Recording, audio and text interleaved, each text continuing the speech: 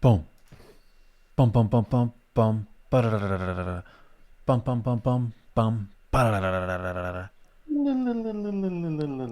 Ba-da-da-da-da-da-da-da-da-da.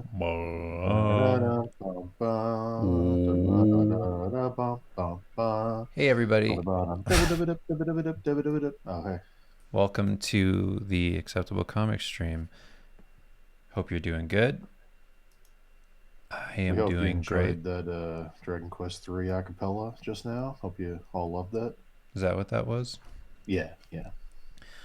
Well, if you're looking at the screen right now, I am in a cathedral window with the full moon in the background. And I'm And one of the ghosts yeah, because Dan's one of the ghosts. I don't exist yet. I will soon though. Yeah, so I'm just checking. Okay, everything's good. That's a very scary phone. That's a very of all the Halloween phones for some reason. If phones are Halloween, then yeah, Well, I was looking through PNG files yeah, and I found that there were some cool Resident Evil items, like a great, key and a telephone, and I thought add that to my inventory. So then I sure. dropped it in there, and that's why it's there. Man, now you just make me want to stream Blast Survivor with fucking Hunk or whatever his name is. Just Yeah, the Hunk. just the metal music as fast as you can. Yeah, that's who it is. It's Hunk. You're right. Man, I love that. So, as usual, we're just here to hang out. Just gonna talk about stuff pretty normal, and then feel free to ask questions in the chat. No, I'm not my Twitter icon. That's Steve Lichman, which is, I mean, I guess technically that's us.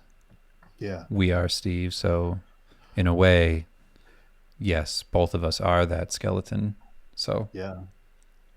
I've been a little less skeletal, though. I'm full skeleton. I slept 16 hours yesterday. Oh, really?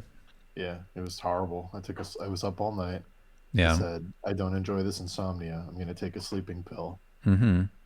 Someone told me it was a good idea to take a sleeping pill. They were like, maybe you can reset your schedule. And I was like, that's not going to happen. But I did it anyway. Boom, 16 hours. Woke up at 4 o'clock the night. Went to bed at midnight. Woke up at 4 o'clock the next day, 4 p.m. It's a beautiful thing, though. Hey, I would I love know. that. I know you would. I'm not in baby world. How many days do you have left before Loic shows up? Um, well, due date is December 4th, but maybe sooner. I'm not sure. It just Yeah, kind of depends on how everything goes. So we're right. just kind of preparing for that. Yeah. So For those of you that don't know in the chat, Dave has another baby on the way. yeah, two under two. Two That's under that's two. the magic. It's gonna happen. It's It's gonna gonna be be great. wild. It's gonna be very intense. So enjoy these streams for the next 4 weeks, Yeah. because then it's just gonna be me playing Game Boy games through the whole winter. So get ready for that. I already have the emulator set up. I've got the games downloaded and ready to go. So And you're gonna have your whole camera thing going on and all yeah, that. So we're you'll gonna be a person play. again. What did I even download? I downloaded a bunch of stuff I want to play when I'm like stuck at like my parents' house taking care of my mom or something. What I do I don't know. got? Oh, I got Quest 64, trash. I was thinking of only streaming trash games that I had to force myself to like as a kid Right. and like re-explore. I got Shining Force 2, which is not trash. No, that's a great game. That one might be fun, something that nobody streams. But yeah, I got a bunch of stuff ready to go. Yeah, and you'll have your dungeon set up like this. I was trying to find a window that would fit the actual frame, but all the windows that I found weren't very spooky. They were all just regular windows. So I was like, well, that's not going to be cool. And I don't Hmm. want to layer, a bunch of other stuff on top of it, like cobwebs and things. Sure. But I could. You should just get a GIF of. We should make a low quality GIF of me talking, like Metal Gear Solid One. You can just put it in the other window, We really like should do that. I'm on the codec. Yeah, we should do that. Yeah, it'd be great. The cool codec number for you. Yeah, exactly. It'll be like 1.42.756. There we go. But yeah, what's I don't know. I don't know what's happened. Yeah, what's it been like Did 10 you days? read did you read what I sent you Where'd you send it? on Twitter? I Probably I not. I can go DM'd read it you right that now. racist conversation I had with my mother-in-law. My mother-in-law is Vietnamese, by the way. Oh, did you send it to me a while ago? Oh wait, never mind. I see it now. No, just today. Do you want me to read it out loud? Sure, you might have to. You might I have to can't. Never censor it. mind. Yeah, I can't say it. Well, here's the thing. Um, my Okay, so I'll read it this way. mm, Dave asked his mother-in-law what the most offensive Asian slur was for her because she's Vietnamese, and she said Chinese this and that. And then Dave said, "What do you think of the traditional slur for Vietnamese people?" And she said, "I've never heard of that. What is it?" And Dave said, "Well, you are." Then both of them laughed, and that's when racism ended in America. yep, There you go. it's true. Well, I explained to her. I mean, I'm not gonna just because I know we get banned from Twitch if Oh I yeah. actually said that word, but let's just say the G word. Um, so I was telling her the history of that word afterwards, which I thought was really interesting. Do you know it? You know it, right? Yes, you've told me this. Yeah, it's pretty funny because it was But Americans in the also, Korean War. They were like over there, and apparently the G word was like a part of what Koreans were calling the Americans when they arrived. yeah. And then they ended up calling, and then because it's like me G word. That's like part of the actual. I don't know. I don't remember the full Korean word for it, So for but some reason, like they ended up using that for like all Asians. I didn't know this till the first time you and Kim came out here as a couple and visited. Yeah. But apparently lots of Asians are very racist against other Asians. I didn't know that was a thing. So Oh, it's like, like the biggest thing. That's why I was. That's where it yeah, started when I was asking. When I was asking her. Well, she was talking about it. She was talking about how the fans, like no, the ones for what? Vietnamese people are in the like the lower quality fan. Like no, the ones for Vietnamese people are in the back or something. I was like, what is What this? are you What is talking this? about? Oh no, Went to the store. I'll tell that story. Okay, Yeah, that so was crazy. um well, it started with her. It was funny because she was talking about racism and she was wondering why. And I'm not saying this, and she's not. She's like she's not like some right wing. She's a old Vietnamese lady. She has no stake in a lot of things. She doesn't care. She's just a family person. They came over here in the She's not war. She's not like politics person. Yeah. But she was like, "Why are white people so offended by other people's racism?" And I was like, "I don't want to start this conversation. I don't want to have it. I Grandma, don't. no. I don't want to start explaining this to you." Grandma, no. So that's why I was asking her. I was like, "What offends you?" And she was just like, "Anything where they call me Chinese." Because you're Vietnamese. I get it. Sure. Yeah. So anyway, the this is like if you're not true like I don't know Asian person living in America, like going in all the Asian grocery stores, being around other Asians, different ethnicities, it's like then you might not have ever run into this, but they are very racist to each other. And what happened to me, well, I mean, I knew this before this happened, but I just thought that this was funny in particular because I went to this Korean grocery store. And I'm sure you may have one near you. It's just H Mart, but each H Mart's different. Like even when you go into an H Mart, it might be a chain, but it feels very much like family run. Like I don't know why, but anyway. So we go into this, or I go there to pick up a rice cooker because we needed a new one, and I wanted to get a nice one because why not? Might as well get one that's gonna last, right? So I go and I'm asking this older Korean lady. I'm like, where are the? I'm looking. Well, I told her I was like, where is like this brand of rice cooker? Because there were so many. There was like multiple aisles, and she was showing me around, and she was like, "Are you sure you want this one?" And I was like, "Yeah, I'm sure I want that one. That's what I have written down." And then she asked me what kind of Asian my wife was, and I was like, "What do you mean?" And she was like what kind of Asian? And I was like, "Oh, she's Vietnamese." And then the lady goes, "Oh, Vietnamese know buy this one." And I was like, what do you mean?" She went, "Come with me." And then she took me over to the dirt cheap shitty rice cookers, and she went, Vietnamese buy these ones. And then she pointed Amazing. me around. And then what was really funny is I ended up, I called my wife after that because I was like, this is so funny. And then I was like showing her the rice cookers from the phone. And then she was like, yeah, those ones. So the old Korean lady was right. She was right. That's the punchline. Yeah, Oh God, she was right. incredible. Yeah, But that's a whole world I didn't know anything about till we went to the Asian market in Fall River, and Kim was like, depending, like who this guy thinks I am, this is gonna go one of two ways. And I was like, whoa, yeah, so there's certain people that like they don't respect. There's like mountain people in where are they? mm, the Hmong Like people. yeah, those Yeah, my people. friends, my uncle, we called them my uncles, Kor and Chong, I grew up with, were Hmong people that came over in the war. They're super cool. Right. Yeah, so um that's like a big part of it. It's like this tiered system of Asianness, and they're all at different levels depending on who you ask. Well, in general, Koreans, Japanese, and Chinese are the fancy Asians, and There you then go. my wife calls Vietnamese jungle Asians. So, Again, not us. well, my wife's Vietnamese. My son Yes. is Vietnamese too. So, If anyone remembers the ghost story about the haunted house my parents bought that was a funeral home and the people that refused to sleep in it till they purified it with incense, those were Kor and Chong, my old Vietnamese uncles. There you go. yeah, I was actually wondering, since we're pretty close to Halloween. I mean, we'll probably do one more Halloween stream. Yeah. And did you ever ask your mom if she wanted to come on and talk, tell Oh yeah, her it's just a ghost matter. stories?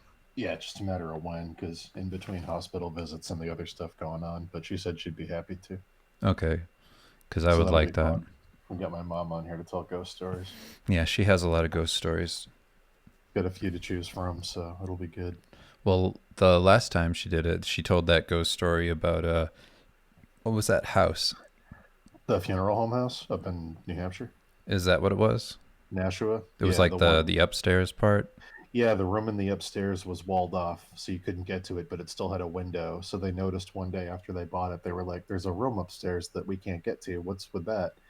And then they found out that the room had been sealed off, but it still had a window looking out. So my dad looked in, and all the stuff was still there from when they closed the room off at the beginning of the century, back in like end of the 1800s, early 1900s. Yeah. So there was like bookshelves and a baby crib and a rocking chair and a bunch of stuff that was still in there with tons of dust.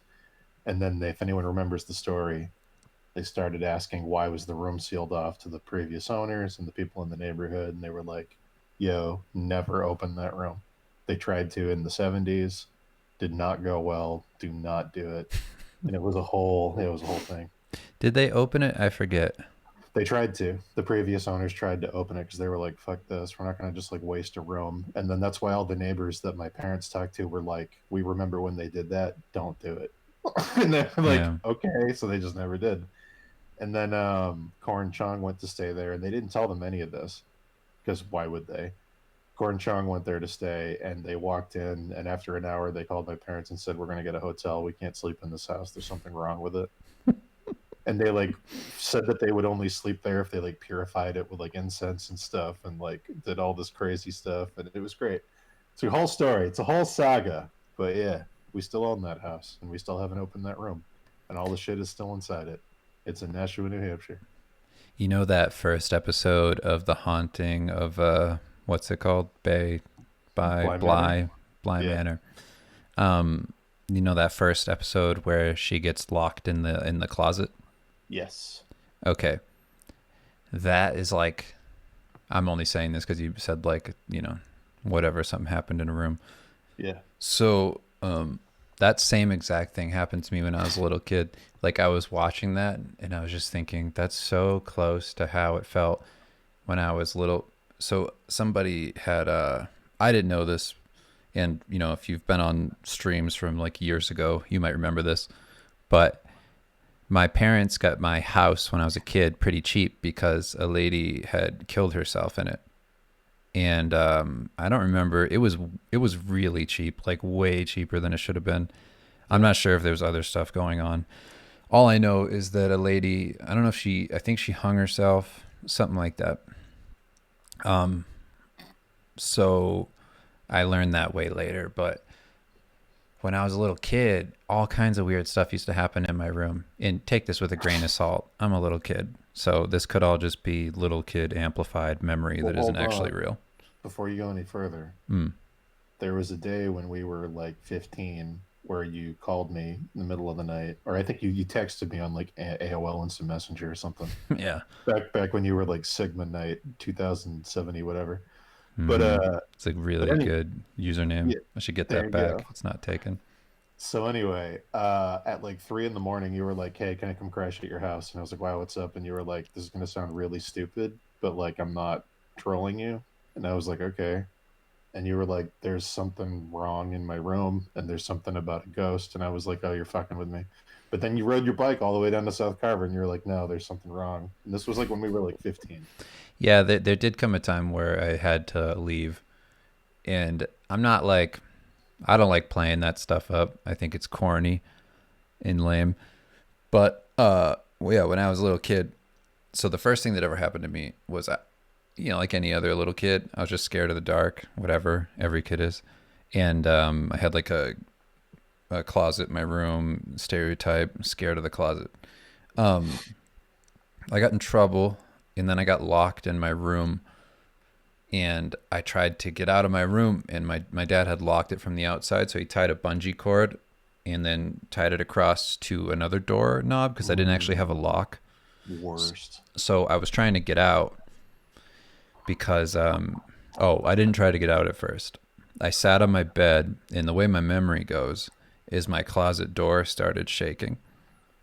And like you have memories when you have high adrenaline moments and you Hmm. can't really remember what happened. You kind of remember it. Yep. So like I'm not sure exactly what that was, but I panicked and I ran over to the door and I started like trying to get out, and I was like slamming the door over and over, and my closet door next to me was shaking. That could just be because I was slamming the door over and over. Anyway, so my dad runs up and gets me out of there. So that freaked me out, but it was like the start of a bunch of stuff. So I eventually just wanted to get out of that room, and I got put in another room once my brother and sister moved out because my brother and sister are much older than me. My sister's like 10 years older than me, and my brother is 7. And I got put in my parents' old bedroom, and they took my sister's old bedroom. So I was in their room, and I had one of those like a Kmart had closed down. So we went to the Kmart after it shut down, and we got one of those huge uh, what do you call it? It's like where they put TVs on to sell TVs. It was like those old carpeted shelves you'd see in electronics stores. Yeah. So I had one of those, and it was like whatever, like 3 feet deep or like 4 foot deep shelf. Like those huge ones. So it was enough to hold like one of those old school box televisions. So I had the old box TV there, and I used like the top shelf for books, but they were like paperback books. They were really small, and they were tucked all the way back against the wall. And what started happening was I had like I'd wake up in the night and I wasn't sure why. I thought I heard something, wasn't sure, and then I'd get up in the morning and there'd be books on the ground, and I was like, "That's really weird." Like I don't remember doing that. Was that the sound? You know what I mean? And so over time, I'd hear them more and more at night. Like it kept happening. So in order to like get over it, I just wore headphones to sleep every night. I just listened to music while I fell asleep so I couldn't hear it, or just so I could like distract myself long enough to fall asleep. And then it culminated in kind of like what Dan's talking about, where one night I went to leave my room, and the door was unlocked, and I like opened the door, and then the door pulled itself shut and just slammed Hmm. like against my force of like just trying to open it. And I just was like, all right. So I just sat there in the dark. I sat there in the dark for like a minute. Then I went, oh, I just like breathed. And then I just opened it, and the door just opened normal and fine. And then I was just like, fuck this. I mean, there was a bunch of other reasons why I left home, but that's part of it. When I moved out when I was like 16, I just stopped living there. I just started living with other nightmare people. Yes. Started living in the drug dealer's basement, and then living I with Dan, remember and then living with my ex from high school. I remember that night though. I think I might be remembering this wrong, but I think something was turning the light on and you kept turning it off and you were like, fuck this. Like I do not want to be here. And like I knew if Dave was willing to ride his bike from one side of town all the way to the other side, which is It a few miles. I think it's well, actually, Carver is. I think it's the biggest town in Massachusetts. It's pretty large just for like area. But yeah. Yeah, So yeah, I was like, sure, come on over. yeah, And yeah, spooky. yeah. That was a weird one, but yeah, I feel like that kind of stuff is like it's a big part of living in the Northeast, the U.S. It's like that whole area is so like everybody has some kind of ghost story. Mm. It's like you can't really, I don't know, live It's in one of super those weird. houses and not have some kind of story. Every town I've lived in Massachusetts or Rhode Island has ghost stories. It's very weird. Like Hmm. there's local ones and then there's like house specific ones. Yeah, the I don't remember the light thing. I mean, I'm sure you're right. I don't really remember it, It was but something like that. It was something I almost want to say it was in the bathroom, but yeah, maybe. it was something like that. And you were like, I can't be here. Yeah, so many weird. Like it was funny. I never saw anything.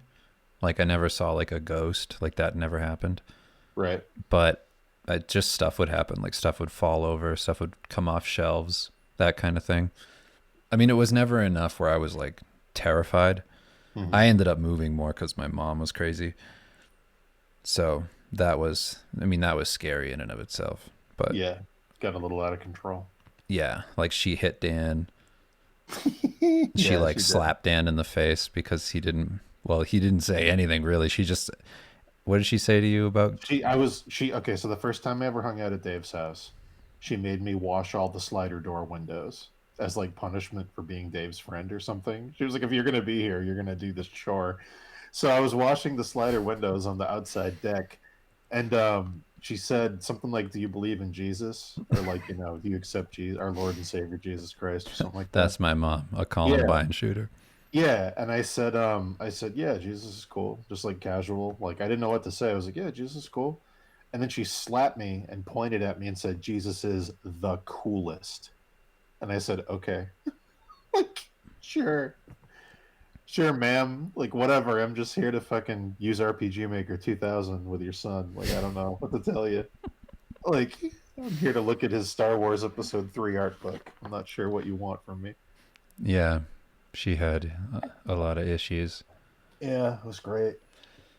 But anyway, so my mom, she ended up going to a hospital and she got locked away in there for a little while after she just kind of had a problem and then things fell apart. And when that happened, when she came out, she ended up becoming a born again Christian, but like a really extreme one. So after that happened, everything that I did that involved any kind of heavy metal music or whatever, that was all evil. So it all kind of culminated in all the church people coming over and giving me an exorcism, Hmm. which you can imagine is really cool. And Well, in their defense, you did have a Darth Maul poster, that's and true. he does look like the devil. So, Yeah. So anyway, that was when I was probably 12 or 11, and then from then on, it was just a matter of like when I was like, I'm definitely getting out of here. But I had some good stuff though back then. I think about yeah, that time a lot. I mean, your my dad was dad was cool. so cool. Like Yeah, I had this moment where she like tore up. You know, again, it's like I can't. It's hard in retrospect because you think back on that stuff and it's like I would never really blame my mom. It's like she can't help whatever happened that set her off like that. right. So it's like deep seated stuff. But what ended up happening was that she would like tear up my things and like anything that had cleavage she would like scribble over with sharpies, or anything that was Mm. remotely evil, like all of my stuff, like everything I was into. like movies, they'd get like torn apart because they were VHSs, and like, That's why Dave had to cut the tits off of things and keep them in his pants. Because if he didn't, his mom would scribble all over him. well, that was just sexual exploration brought on by fear of God. Ah, there you go. Yeah. So, yeah, what ended up happening? Well, one of the big ones that I was just thinking of was my dad's lesson back then, which I think is great. Like, I probably think of this like pretty often, where I was about to take all of my mom's books. I had a trash bag and I was filling it up, and I was so sick of it. I was like, I'm just gonna burn all of her stuff, and so I collected it all together, and I was gonna burn it in the backyard. You know, you're a little kid, you just want revenge. Can you imagine what would have happened? Yeah, I mean, I didn't care. I did all kinds of stuff, but like, She would have been like, "Oh, he is possessed." Oh, but my dad, he walked in on me doing it, and he asked me what I was gonna do. So I told him, and he was just like, because he was, you know, having to kind of deal with the aftermath of everything that had happened. But he sat me down and he was like, if you do this, you're going to become her. He's like, if you actually go through with that, you're going to be that person. He's like, so do you want to do that? And I was like, no. So I ended up putting everything back. But he had a bunch of really good kind of moments when I was a kid. So it was a nice balance. It wasn't just like totally crazy. But yeah, it was shortly after that I ended up basically like living out on the street, hanging out with Dan all the time and just kind of floating between houses. right. And then we just did all kinds of stuff. It Yeah. was, I mean, that time period was fun at least. That was a crazy time period. From when I first met you to graduation was just like so much stuff happened. Yep. Dan stopped being So much friends stuff. with the conspiracy kid. Yeah. Dave was the first person I'd ever met who sat me down and said, "Why are you friends with these people?" And I was like, "What do you mean?" And he said, "You can choose not to be friends with people." And I was like, "But they don't hate me." And he was like, "Yeah, that's not enough to call it a friendship. They're terrible people." And I was like, "Oh, okay." I haven't had like real friends my whole life, so I thought if someone was nice to you, you just had to be nice back to them. Oh, yeah. But like, yeah, that was a weird wake up call moment where I was like, "Oh, all these people do suck." I just felt trapped, like I didn't have a choice. But yeah, it was good. No more conspiracy people. No more Renaissance fair sword throwing people.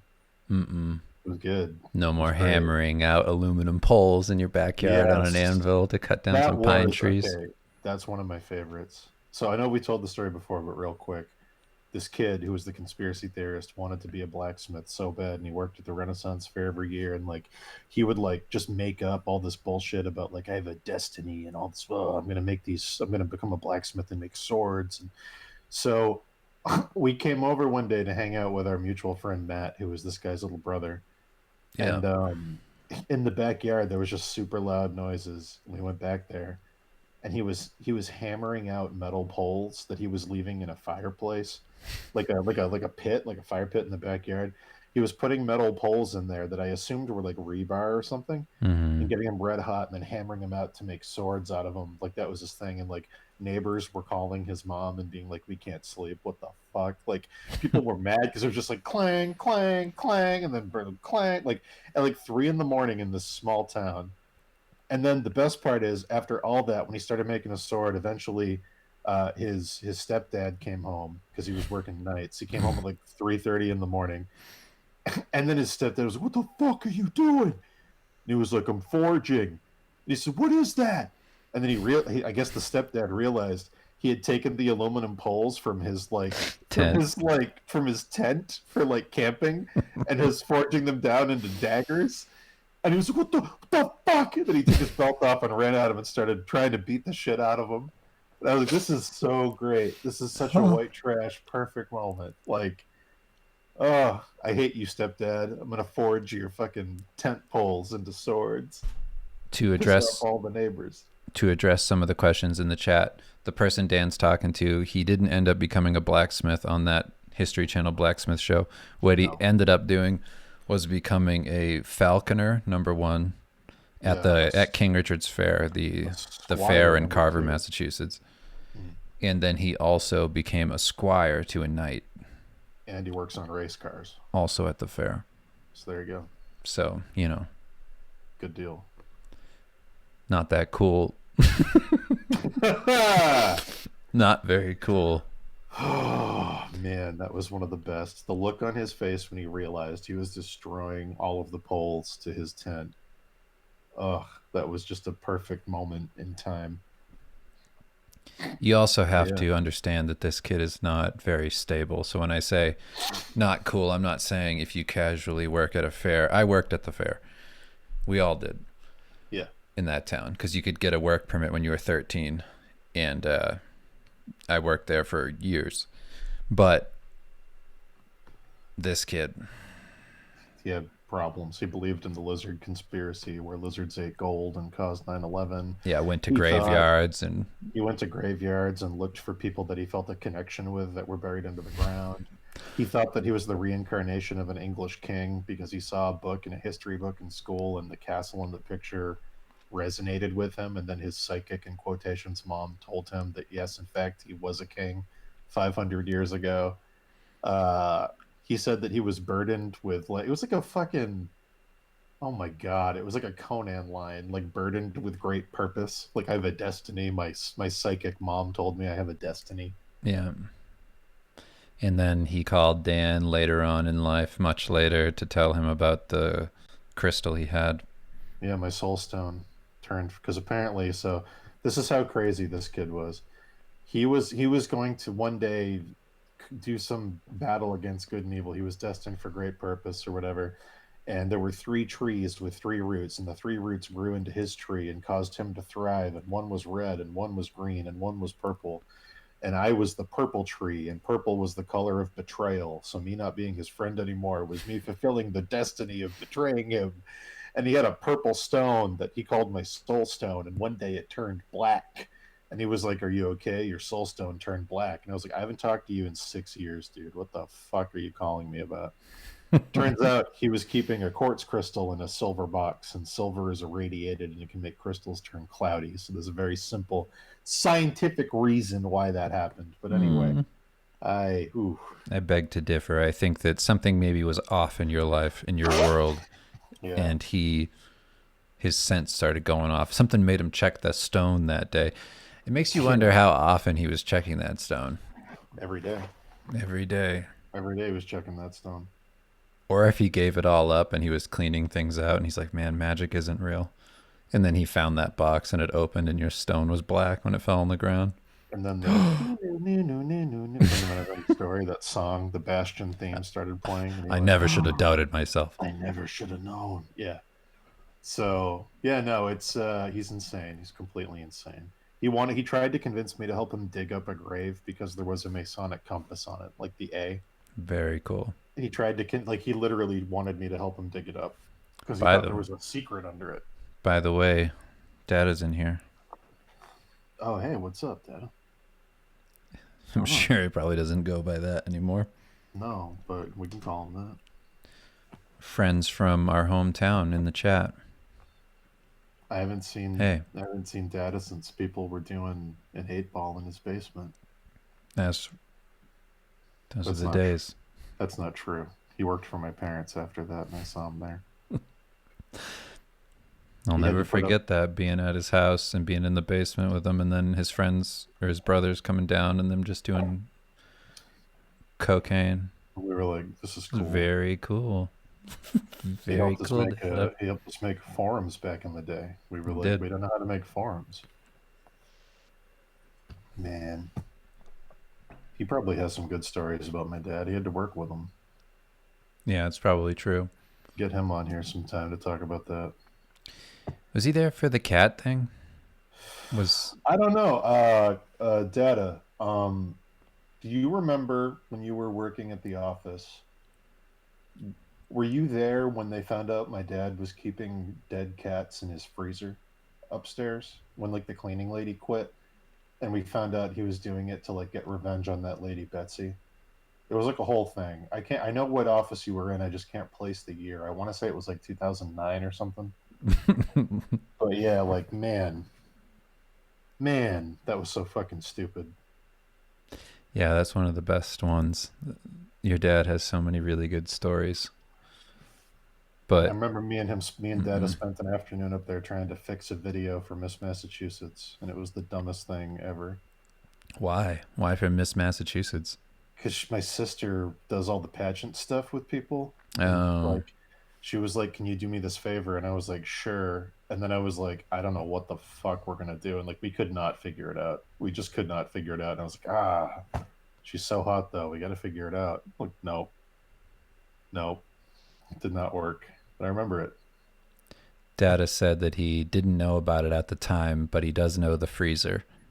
Yes, yes. The freezer was upstairs next to Dada's office. Yeah. So he didn't know about it at the time. Did he learn about it? Did Data I ever don't hear know. that story? I don't know if he did. He I might have been mean, gone that's a before it classic happened. stream story. So I'm gonna say he left in 2009, 2010, so maybe it was before. Maybe it was before it happened because that happened shortly after I got back from that trip to California when I panicked and asked a bartender to give me Bailey's on the rocks. That happened right after that. I remember that. I got home from that. That was the trip where my dad almost drove us off a cliff because I found out he was shaking while he was driving and talking about how my mom was getting converted into a secret lesbian, but it's okay because his dick was going to work again. He was going to show everybody. Doctor Oz said that for every 30 pounds you lose, your dick gains another inch. He's going to get, and he was just being manic and driving on this mountain road, and he almost drove off a cliff because he was just fidgeting and going nuts. That's when I found out he was taking those gorilla pills from Alex Jones's website before Alex Jones was like famous. yeah, But those yeah, gorilla testosterone pills. yes.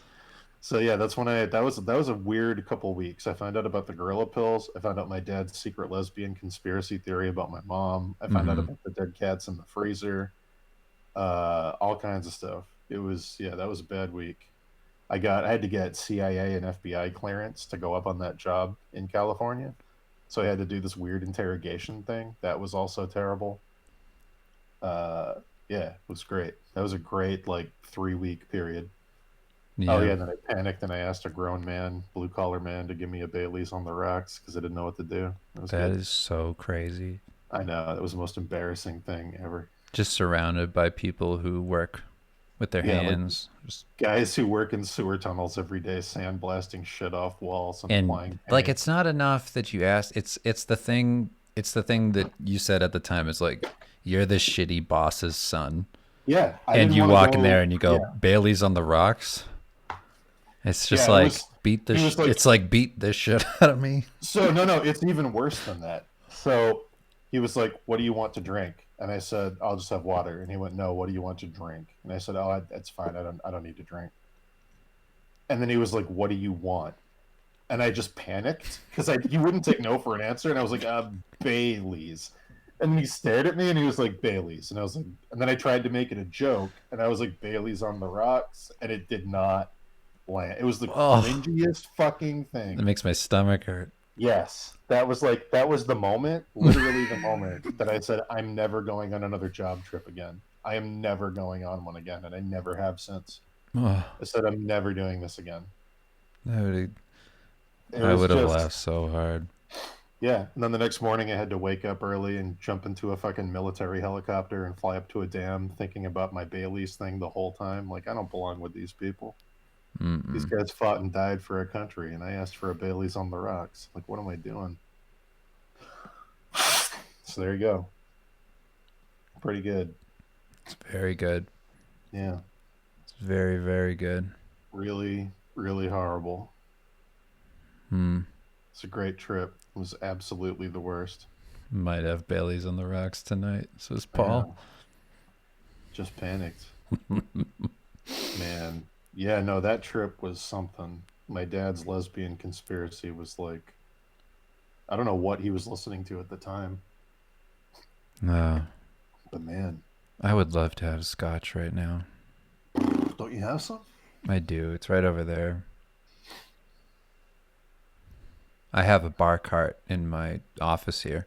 It's like a Mad Men style bar cart. Very cool. It is really cool. It's really fancy looking. It's very cool that you work alone in a room and you have a bar cart. I don't drink in the day or nothing. At least Like, in Mad Men, there's like 30 people in the office. it's true. I only make drinks at like the end of the day occasionally, but I have Uh, Lagavulin and Ardbeg over there. Drink some Lagavulin. Get it going. Yeah, I could have some. Uh, yeah, Unless there's like fill the air, and I'll be right back. Twitch rules against drinking on camera.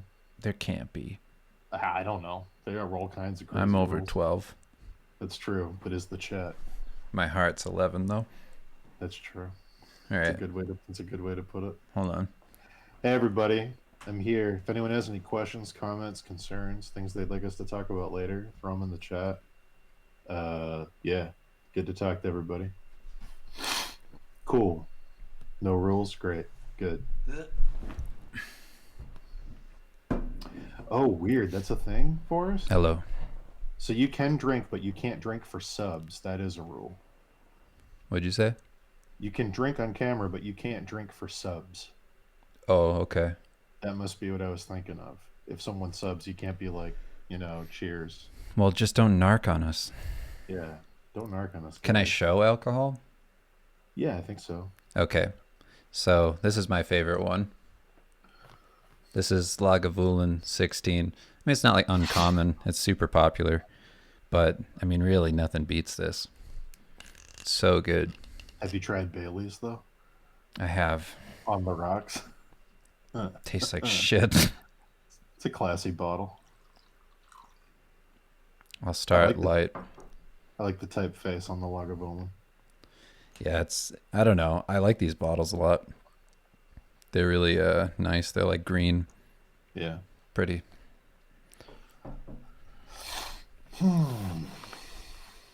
Cheers. There you go.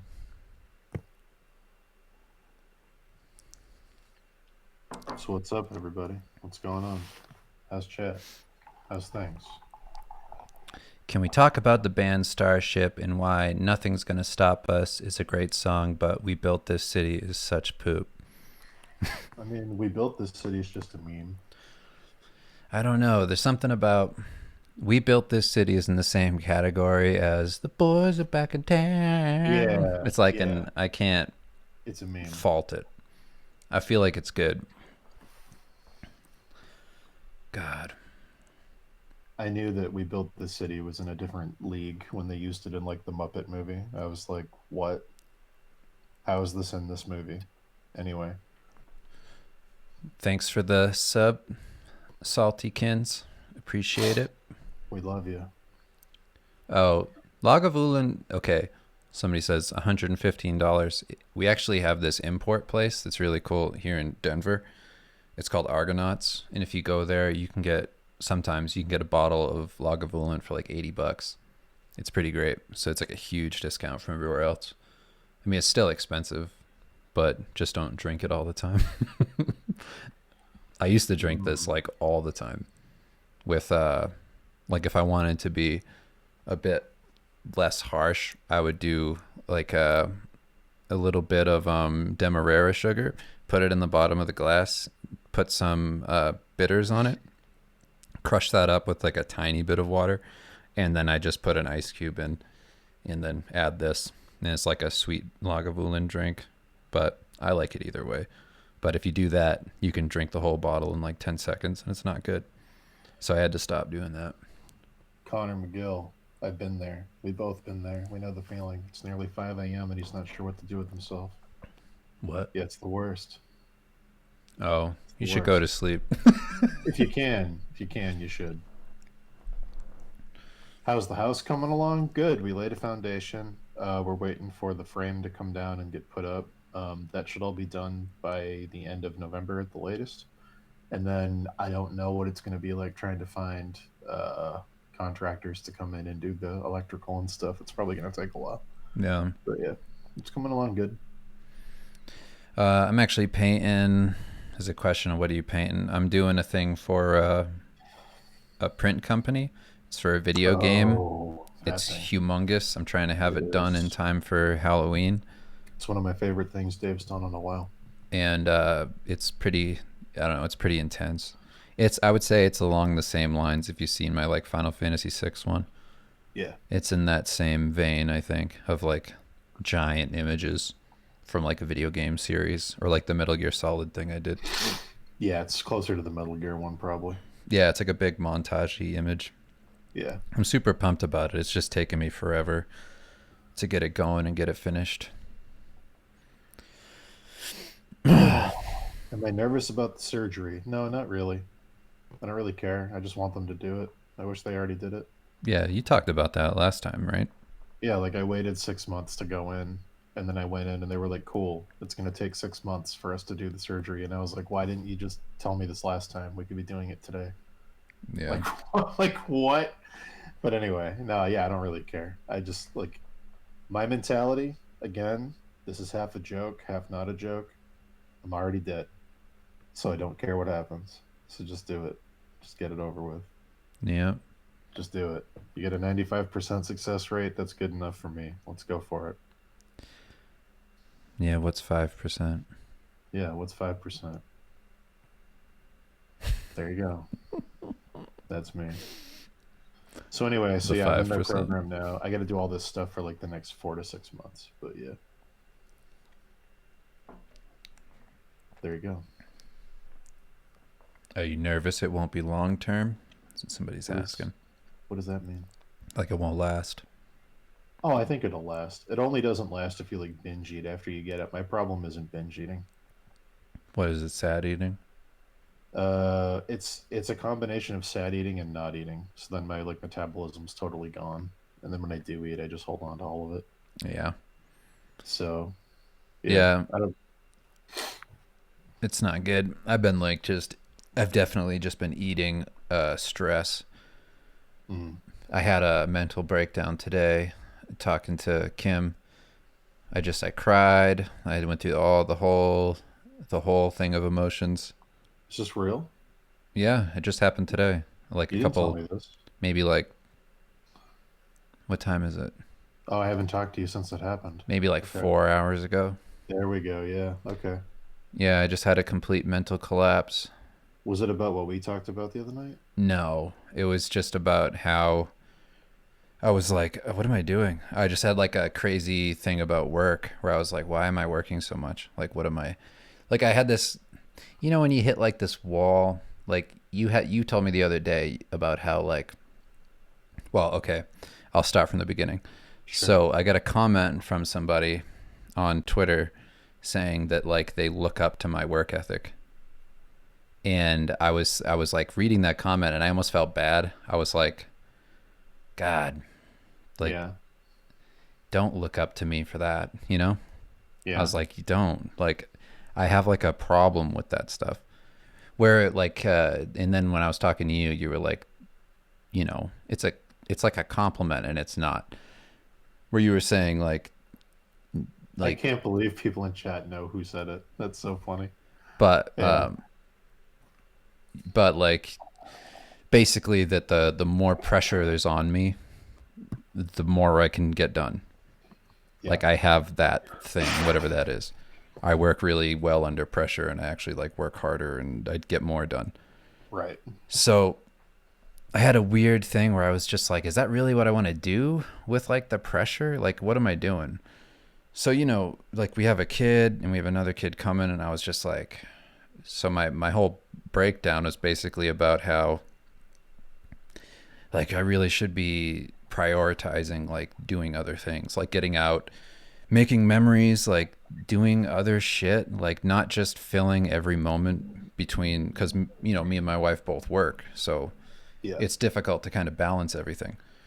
And when she's working nights, it's like because of That's how much stuff we have left to do, we have to like always be bouncing back and forth between working. And that's like the hardest part. So it is kind of like every moment that you have, you do have to work because there is no other time. But at the same time, it's like if that's all you're doing, what are you doing?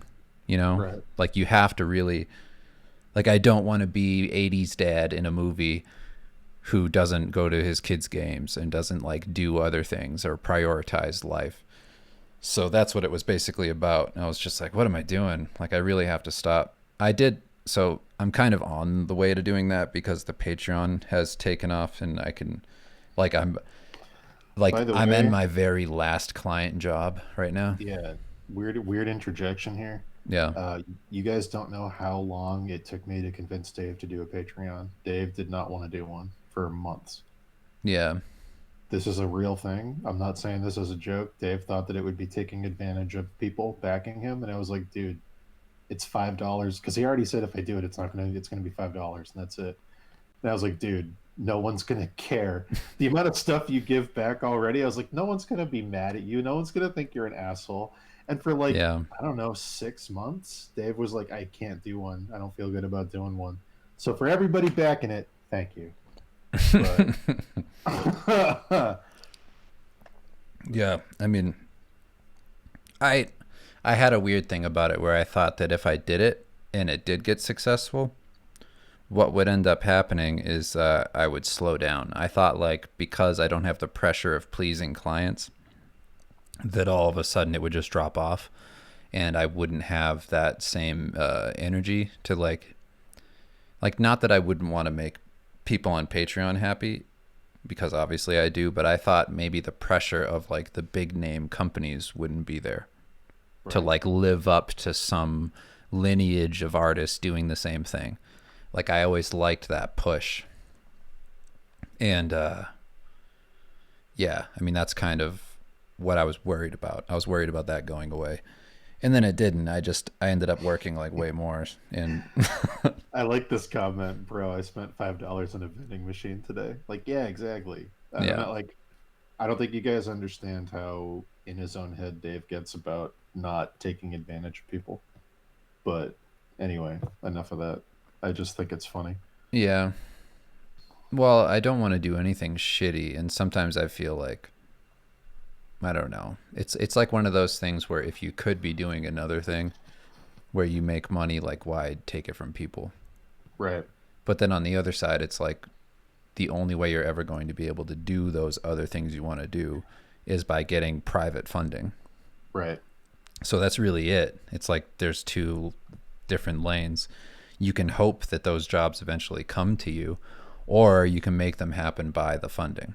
So it's like now that the funding's there, I feel like I've been able to produce like some of the better things I've ever done Yeah. is just through the Patreon, which is great. And we wouldn't have found Fuck You, a basketball epic manga, without it. So Yeah. talk a lot for that. Yeah. I mean, so yeah, we talked about that stuff today, and I was just like, I don't know. I feel like having like a total collapse, I think, is a good thing because eventually, like, you need to explode. And then when I exploded, I was like, oh, I actually feel way better now. Hmm. So now, just gonna try and plan things and do more stuff and get out. And, even when we have our next kid, because when we had our first kid, Axel, like, we still went places. We still went to, like, we tried to have like a normal life with him. So Yeah. that was a big deal. And I got to continue on with that. I just don't want it to be the kind of thing where like the only thing you do besides look after your kids is work and then have no personal anything because then you're just fucked. And that's the other thing I was saying to Dave too, because we talked about all this earlier in the week. Was like, it's also not a normal year. Like Yeah, it's true. Axel, Dave's son Axel is my godson, and I haven't even met him yet. And Yeah, he hasn't been if able to if fly COVID out. wasn't a thing, and if I wasn't taking care of my mom, like I can't believe that he's already 1 year old, and I haven't even met him yet. He's literally my godson and my best friend's kid. Like it's just not a normal time, and it's very weird. So to be working for anyone else who's listening, this is why we're talking about this. For anyone else listening who feels like they're just kind of dying inside because all they have is work because things aren't normal and you're not going out and living a normal life, like there's two sides to that problem. Yes, it's not normal times, but also yes, you might have a minor work addiction, and it's okay to like look at it from that point of view. Well, I get into, so I've actually come to realize that I definitely have, like Kim has pointed it out more now. Mm. I have like I have some form of OCD in like a Yeah. real weird way where like just as an example, I don't know, I'm sure other people can relate to this. Well, I do specific things like I'll tear my hair out when I'm like focused. That's like one thing. I have like weird anxious things. But another thing that I do is like I can't just do like I can't just like cook food. I have to like follow some recipe like every step super precisely. And if Right. anything has a timer, I follow timers. Like I'll set multiple timers and go through them. So You've I'm always been this way, though. yeah, but then also with like work, I'm that way where if I Yeah. get into like a tunnel vision of like something needs to get done. Like that's why I was able to do like all of those like 430 some Steve pages in less than like 6 months, I mean, drawing like them all. even when we were kids, I didn't see it as OCD at the time because you were just my friend. I didn't understand. But like, if you set your mind to something, no matter how random it was, like when you sat down with like RPG Maker, because we brought it up earlier, Yeah. and you were like, "There's a way to do a real time battle system in RPG Maker, like Final Fantasy. There's a way to do an active time battle." And I was like, "Yeah, but Dave, it doesn't matter. Someone else can like you can. It's fine." And you were like, "No, I'm going to figure it out." And you just kept grinding at it till you got it. You did nothing with it once you had it, but the satisfaction of getting it, I was like, this is so weird. And then like when we got that shitty video editing software for the old YouTube stuff we used to do, you'd Yeah. be like, there's a way to do this effect, and I'm going to figure it out. And like, I never saw it at the time, but it's absolutely a weird OCD thing. But Yeah. it's also what gives you a good edge. So it's like, how do you?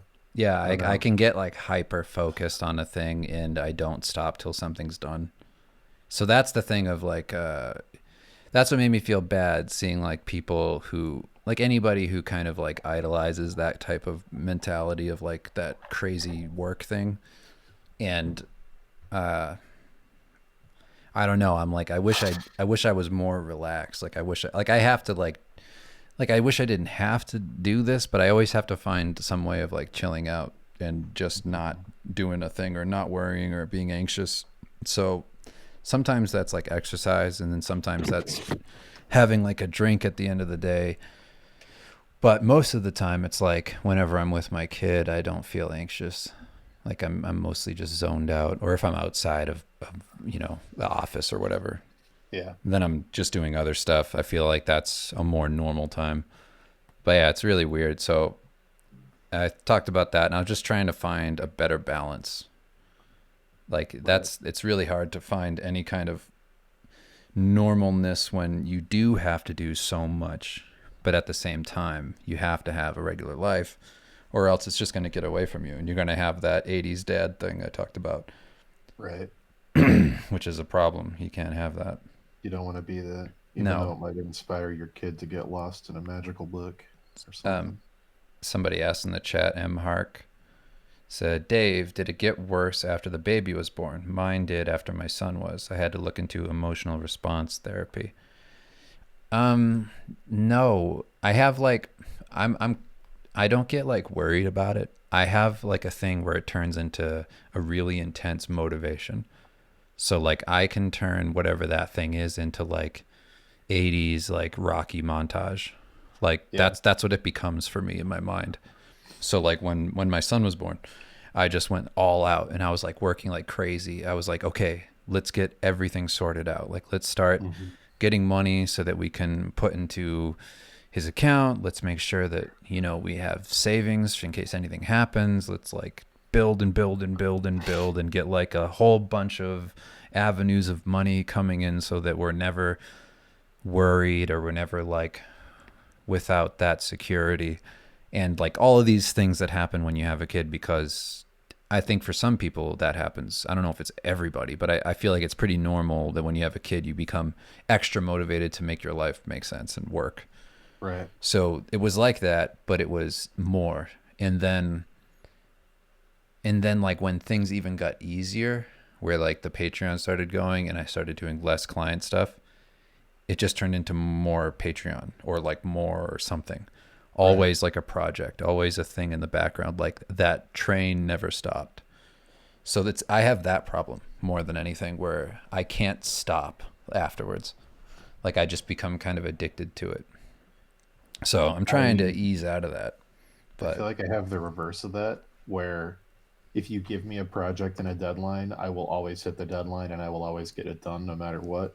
mm, If our agent comes to us and says we need a script in 3 days, I can have it done in three. We literally had to do that last year. Have a script done in 3 days. Did it. If Dave says we're going to do this next Steve book in 6 months, as I finish pages, I need them colored as I finish them. I can do that. It's absolutely. I can hit the deadline for any project, no matter how ridiculous it is. If you give me a project and a deadline, but I cannot self motivate. I can kill my body to get whatever needs to be done. But the second it's done, when it's up to me to decide what to do, I'm just like, I whatever. yeah, you need like a direction Yeah, like I have to have a project or that like has an part of like a external. team. Yeah, it has to have external motivation. I cannot self motivate. I don't know why. I just can't do it. But if I have a project put in front of me, no matter whether it's with the books or with our agent or with any other client, it's like, sure, here it is. I'll always deliver. I will work all night. I won't sleep. I love it. Yeah. The second it's over, it's like I'm just drifting. Well, during in the past like It just sucks. I uh in the past whatever it's been, not even a year, but in whatever months it was in like the summer. It's like while everything else was going on, while work was going on, while the Patreon stuff was going on, me and Dan also finished 170-page comic. yeah, no one has seen And yet, nobody's right? seen. No one's seen it. Yeah, So just a real quick it backstory on was that, because chaos. you all will see it fairly soon. But like, a company came to us and said, "Hey, we're a huge company. We want to do this cool marketing Easter egg. We want to use you guys. It's going to be a comic." And we said, "Okay." And they said, "Can you write a script?" And we said, "Sure." We wrote a script. They said, "Hey, this is really funny. We actually want it to be longer." So we said, "Okay." So we wrote more script, and they said, "Hey, is there a way to tie this into it too and make it even longer?" And we said, "Okay, sure." And then we delivered it, and we were like, we did the math, and we were like, if we do this, it's going to be a 180-page comic. And they were like, "Okay, go for it." We were like, "What?" Because originally it was going to be an animatic, and Yeah, like a bunch of five pages were minutes. going to be fully animated, like the Yeah, so Starvale stuff. 5 minutes of animation broken down into now it's a comic, and you have to show all the panels. It's Yeah. huge. Like that's a huge thing. So it ended up being like 180-page comic, and it's just massive. And fuck, how long did it take to do that once everything got approved? It wasn't that long. I I think can't even remember. I at think I the high point of that, I was drawing and inking. I want to say 3 to 5 pages a day. I want to say I colored that entire 180-page comic in a month. Yeah, I feel like that's accurate. we But there was knocked lots it of out pretty quick. storyboarding. There was lots of storyboarding and writing and editing and going back and forth before we got to the like, now you can hit the gas and just do it. That took forever. But once we got final approval on everything, I think Dave was doing 5 pages a day. And I think I called, so what's 180 broken down into You 30? were doing like at I think least 10 to 14 a day that was, colors. yeah, that was crazy. That was a crazy time. But then it was Yeah. just done. It was like, here it is. And that's the weird thing that I hate. I don't think I've ever talked about this on here before. When you're working, or at least for me, I don't know if anyone else feels this way. I think Dave does. What? But when I'm working on a project that has a deadline, and I have constant next tasks to do, that like phrase of like, okay, well, you know the next steps to get the thing done. Like it's this, then it's this, then it's this, and then you're done, and then it's this. Yeah. When I have that, my days all blur together, and it becomes a constant dopamine drip where I'm Mm-hmm. like, cool, accomplishment, accomplishment, accomplishment, accomplishment. I hit my goals, I hit my numbers, I got this done, I got this done, I got this done. And you do that for like a whole month, and you're like riding this weird high. It's almost like a drug. And Yeah. then the project ends, and you're just like, oh, I want to kill myself now.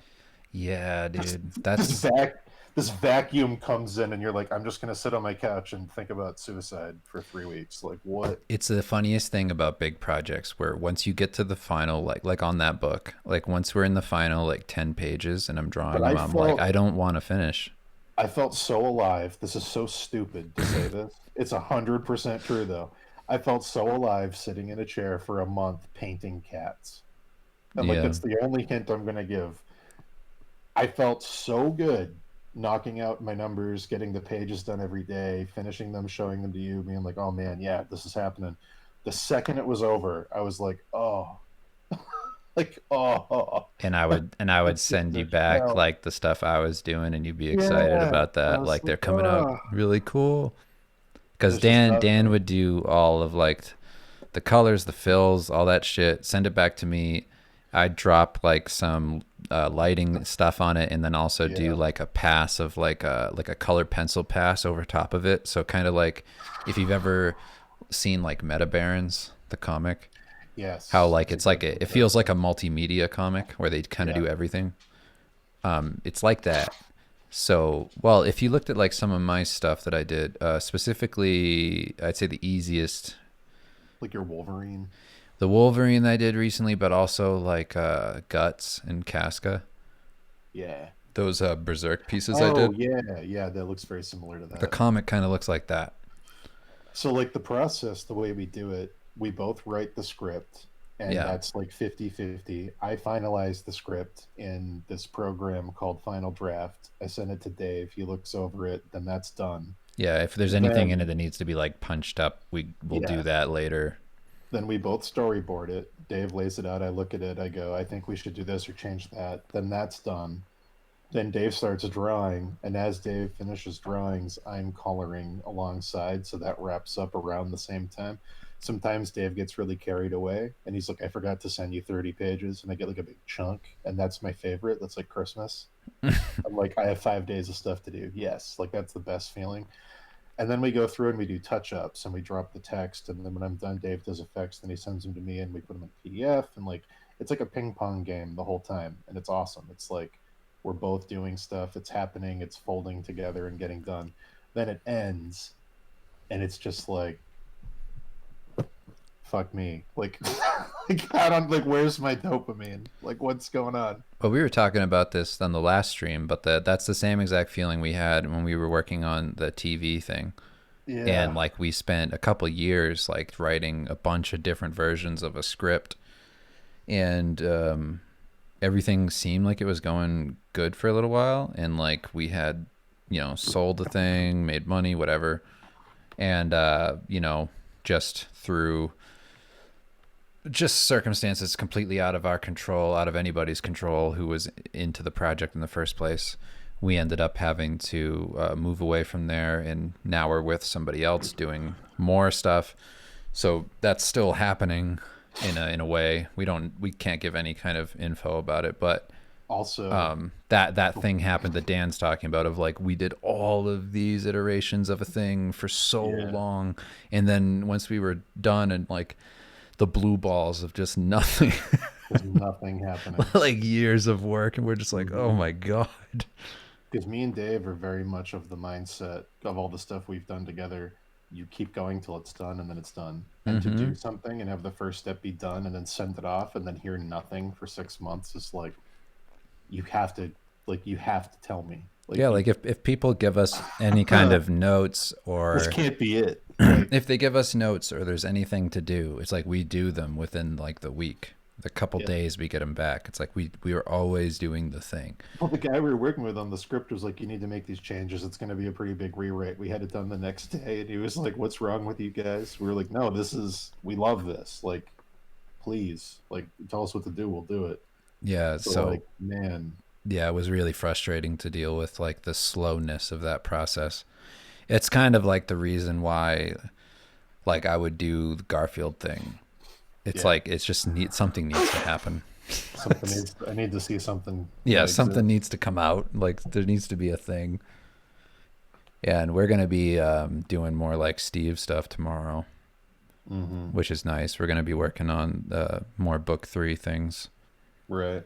and And the other funny thing, building that. the funny thing about TV, it's sort of like if anyone in chat has ever looked into working for RPGs. Like I used to do a lot of Pathfinder stuff. Dave's did a lot of Pathfinder and D&D stuff. Like a lot of times you get paid on publication, and like you'll do a job, you'll forget that you hadn't gotten paid, and 2 years later you'll get a check because the book finally came out that your stuff was in, Right. and you're like, oh shit, I forgot I never got paid for that. Here's this paycheck. Today, me and Dave got the final 10% of a contract we signed 2 years ago, and we Oh my forgot that they God. still owed us the money because the term finally met in the contract. They ran the clock out on it, so they have to give it to us. So we just randomly got checks today. Just like you just forget. You Yeah, I earn was so like, what much is stuff. this? Like, we already got paid. Because the TV stuff, if anyone listening goes into that world, they break the contract of how you get paid down into like 20 categories. Like you get paid incrementally for like every little tiny thing. It's never a lump sum. So it's like trickle. It's so weird, but yeah, I don't know. That's like the longest I ever went. I can't remember. I know we talked about this in here before. Yeah. The longest I ever went for Pathfinder was 6 years. I got a check 6 years after I did the job. That was for their remember when they did the future one? It was called like Starfinder or something. Right. Yeah. They had me do like that was the one where they were like goo tube was the name of the item and the description was a tube of goo. Like I did like an item sheet for Starfinder in like 2013 and I got a check in like 2018 or 19 or something. Yeah, it's wild. Yeah, that was hilarious. There's a couple things in the comments. So, well, in chat, Benja says, "Is it a comic for Assassin's Creed Valhalla?" I wish. No, it's not. 1x says, "Y'all ever play ping pong with your beans and your thighs?" It's Yes. not so much ping pong as much as it is like a wet griddle, Mm. and my beans are just cooking. I play cheesecloth where I squeeze blood out, but I've told that story on here. Supermarket crab says, or asks, when book 3 happens, will there be a bundle with 1 and 2? Probably. We'll probably do it after the launch of the third one. We'll probably Yeah. do a Kickstarter for the third book for people that already have 1 and 2, and then release a 3 volume set after that so it doesn't confuse the Kickstarter. Yeah, that'll be for people who just want it. That'll Who be want all something three, yeah. separate just on our store. But yeah, with the books 1 and 2, we kind of just want them to be separate. So if people like come to the Kickstarter, oh, I didn't get 1 and 2, they can just go to the store and get it right away, Right. and then back it and then get the books when they release. That's probably what's going to happen. Leaf Baller says, do you even recommend working with Pathfinder anymore? I mean, yeah, it depends on who you are and what you want to do. Yeah. If you want to get into doing fantasy art, they're a company that publishes. They're a good credit to have. If you want to get into D&D, it's a great place to start.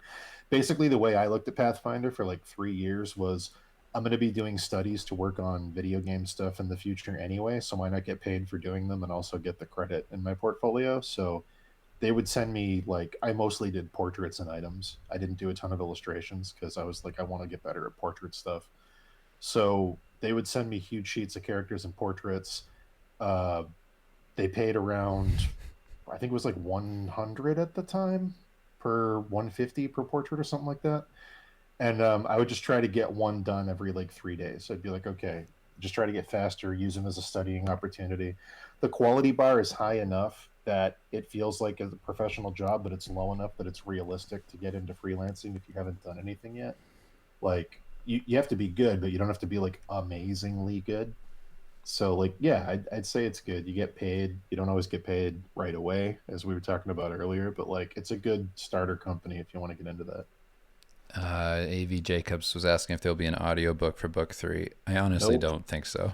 Don't think so. It's too much work for no return.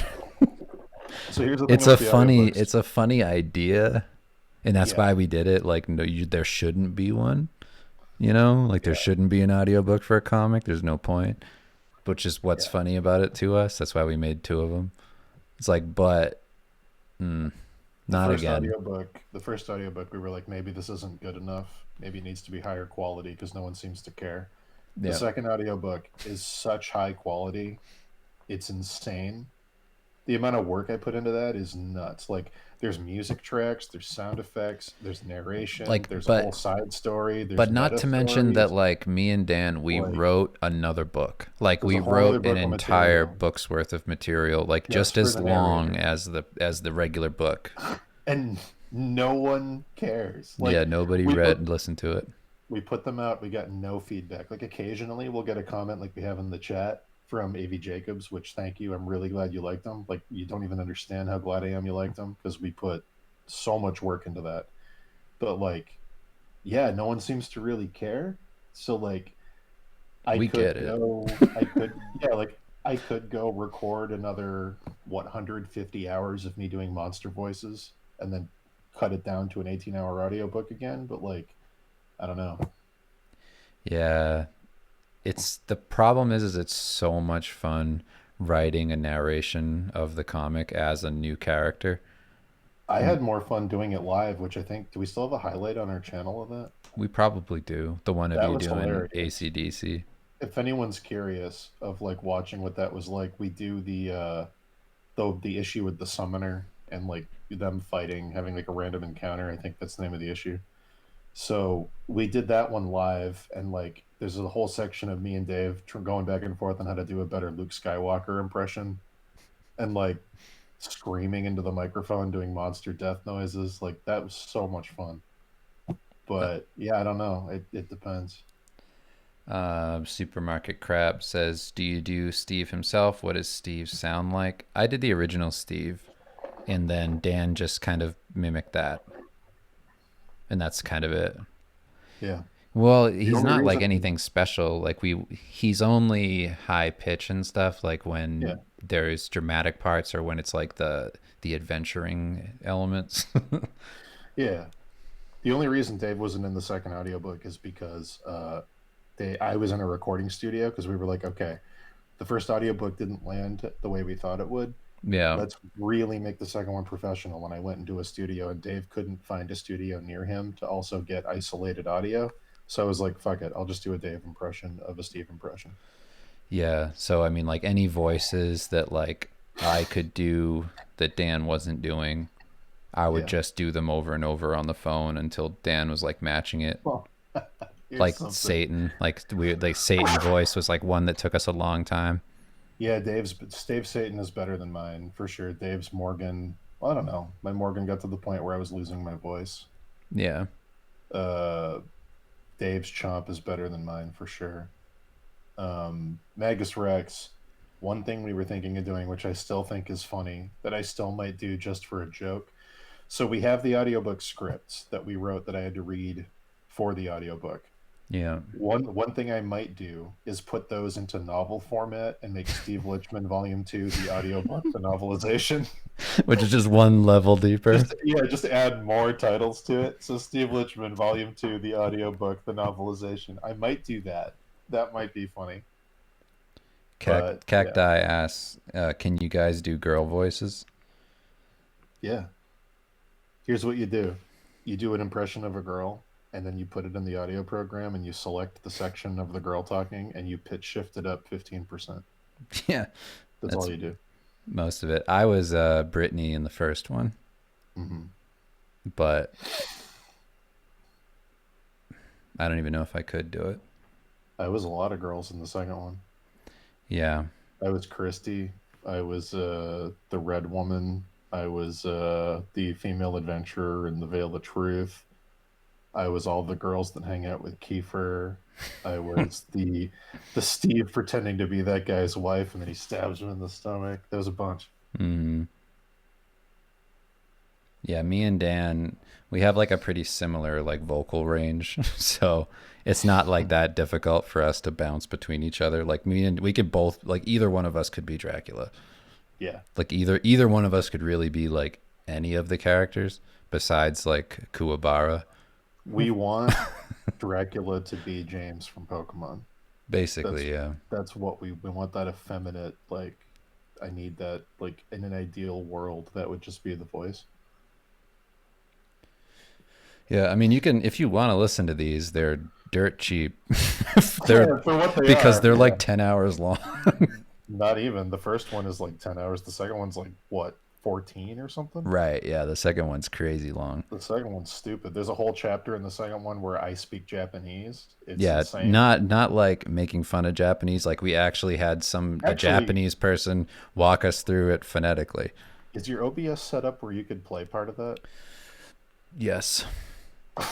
If it's in your iTunes, I mean, I don't know if it is, but Just Japanese one talk while I look specifically. for it. Okay. If we can play the Japanese one specifically, I feel like people will understand what we're talking about. Because there's all the sound effects, all the music, all the production value I'm talking about is in that one. Which one is that? Oh, Is it? it's It's the last one. It's Sea Space it's Cowboy. no, it's not. It's Dungeon Quest. Oh, right. Right. I forgot Uh, that came after the bonus. Dungeon Quest. Okay, let me see it.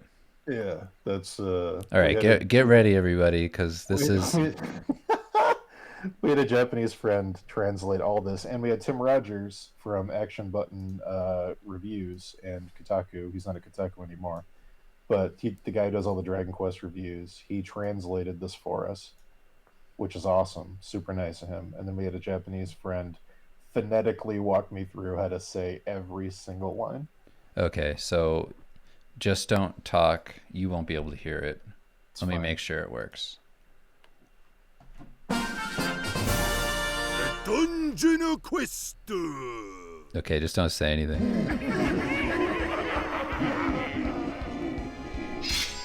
なんて弱のやつなんだスケルトンキングおめえの目玉もぶぬぐってる誰かわけナイドル人間私覇気を出しすぎておめでは私の目のまで届かんわおめえ腹くしようだと思うとらんだるがはそのことはなぜ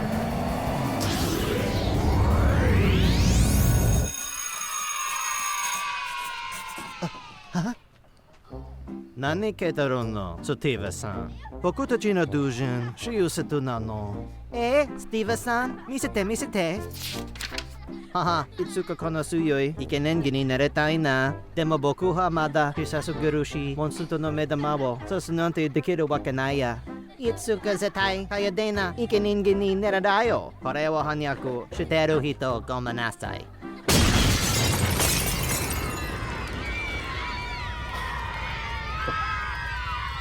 Bad guys are here. ははメロ子供たち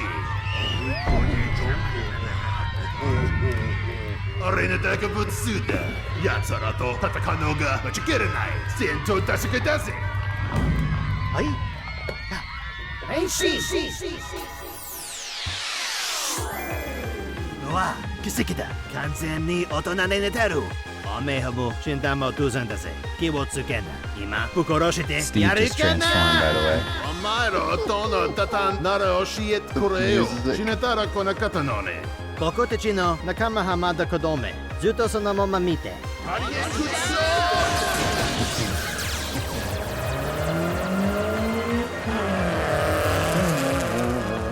終わり So yeah. Yeah, so there you go. That was edited, recorded, produced by me. So yeah, that's all Dan's voice. So as you can hear the part leading in is gravel footsteps My favorite is the kids, the little kids. of somebody stuck in a trunk. Oh, you're listening to that? The murder. Do you want me to play the beginning of that? Sure, yeah, go ahead. Okay, so I want to just play what that leads into because Yeah, I think sure. that bridge is funny. This is the narrator. This is the outside story, by the way, of the book.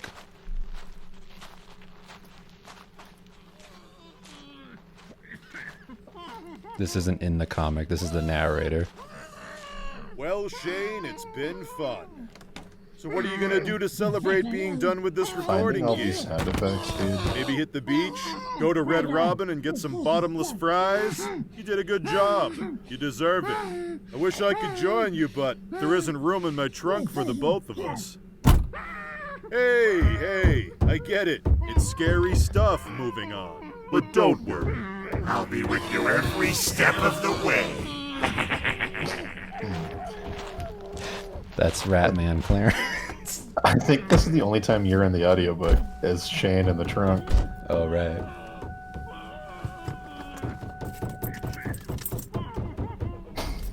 The rat voice. I think you're putting in the cassette. Finding all these sound effects, dude. Oh, man. My fucking... What? You flipping through the radio stations?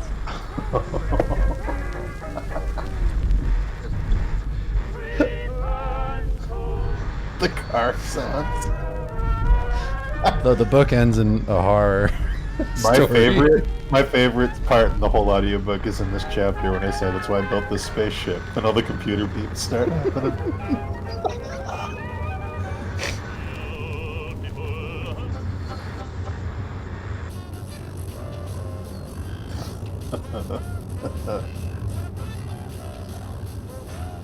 The station not coming in. Nice to have everyone here together finally. Yes, the time has come. Yes, the time.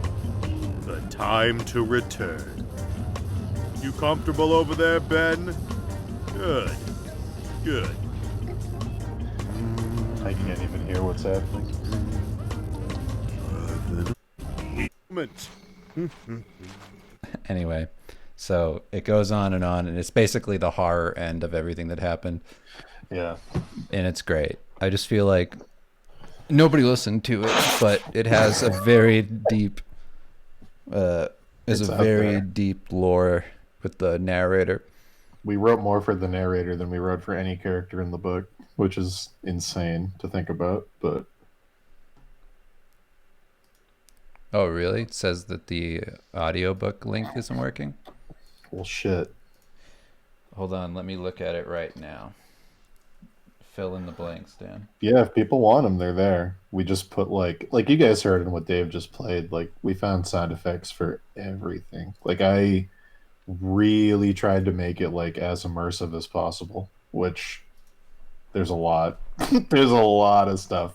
The part where Flay goes to Dracula's castle, there's like over 200 sound effects, I think, just in that one chapter. Yeah. But yeah, it's great. I'm Shout looking out to- I'm looking now to see if there's any way I can fix it. Shout out to pawn5.com for charging too much for the weirdest stuff. Where it's like girl screaming, $1, and then it's like laser blast, $25. And you're like, what? Why? You get that laser blast sound effect market cornered.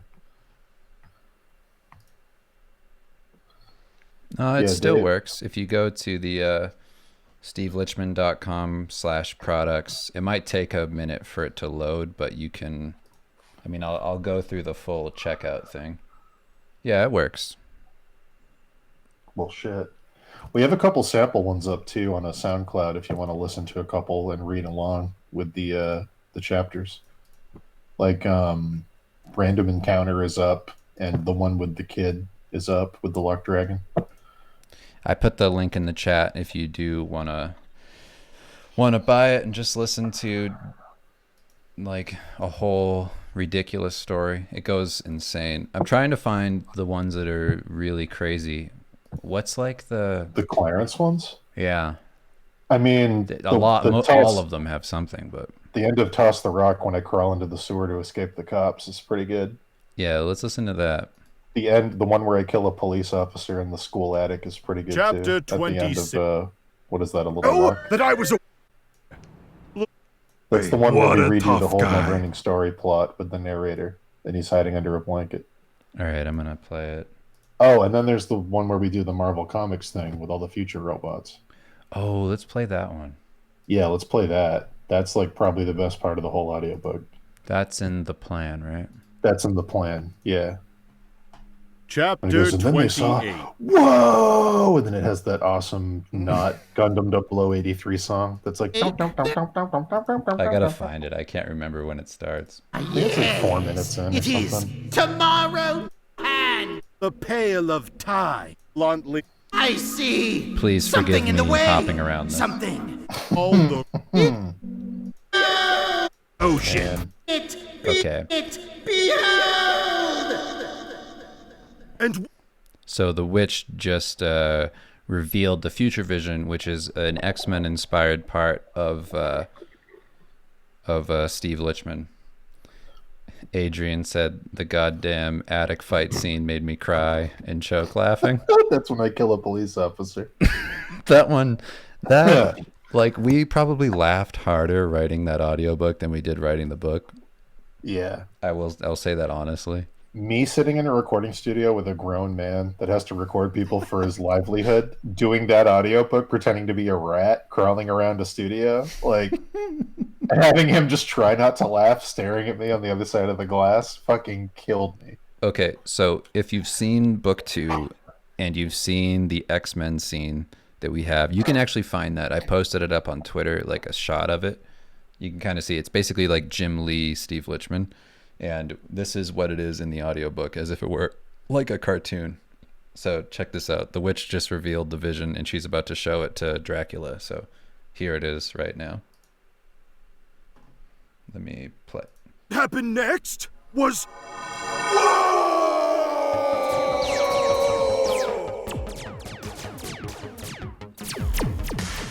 Deep within the Vex Canyon, far beyond the skeletal remains of Vesper Prime, King Stephen and the Knights of Zircon battled against the forces of Emperor Zyvox and his 7 Shard Masters. Rallied around him to save the crater, Inquisitor Flay, Ex-Dusa, Boise Ben, last of the Dallas Duelers, and Captain Dracula, Vampirate of the Star Ocean, fought valiantly, their prism swords and beam blasters unloading as they advanced on the Empire's forces.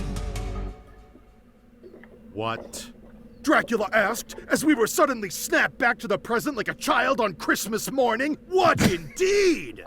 Come on, everyone! King Stephen called as he charged towards Rubalite the Reckoner, 4th Shard Master of the Crystal Glaive. Zybox's Techno Castle is just over that moon dune! Send me, Stephen. I do not fear the Scornax, for I have tamed his crystal eyes. Would that I could, Ex-Dusa, but this foe is too much for any of us alone.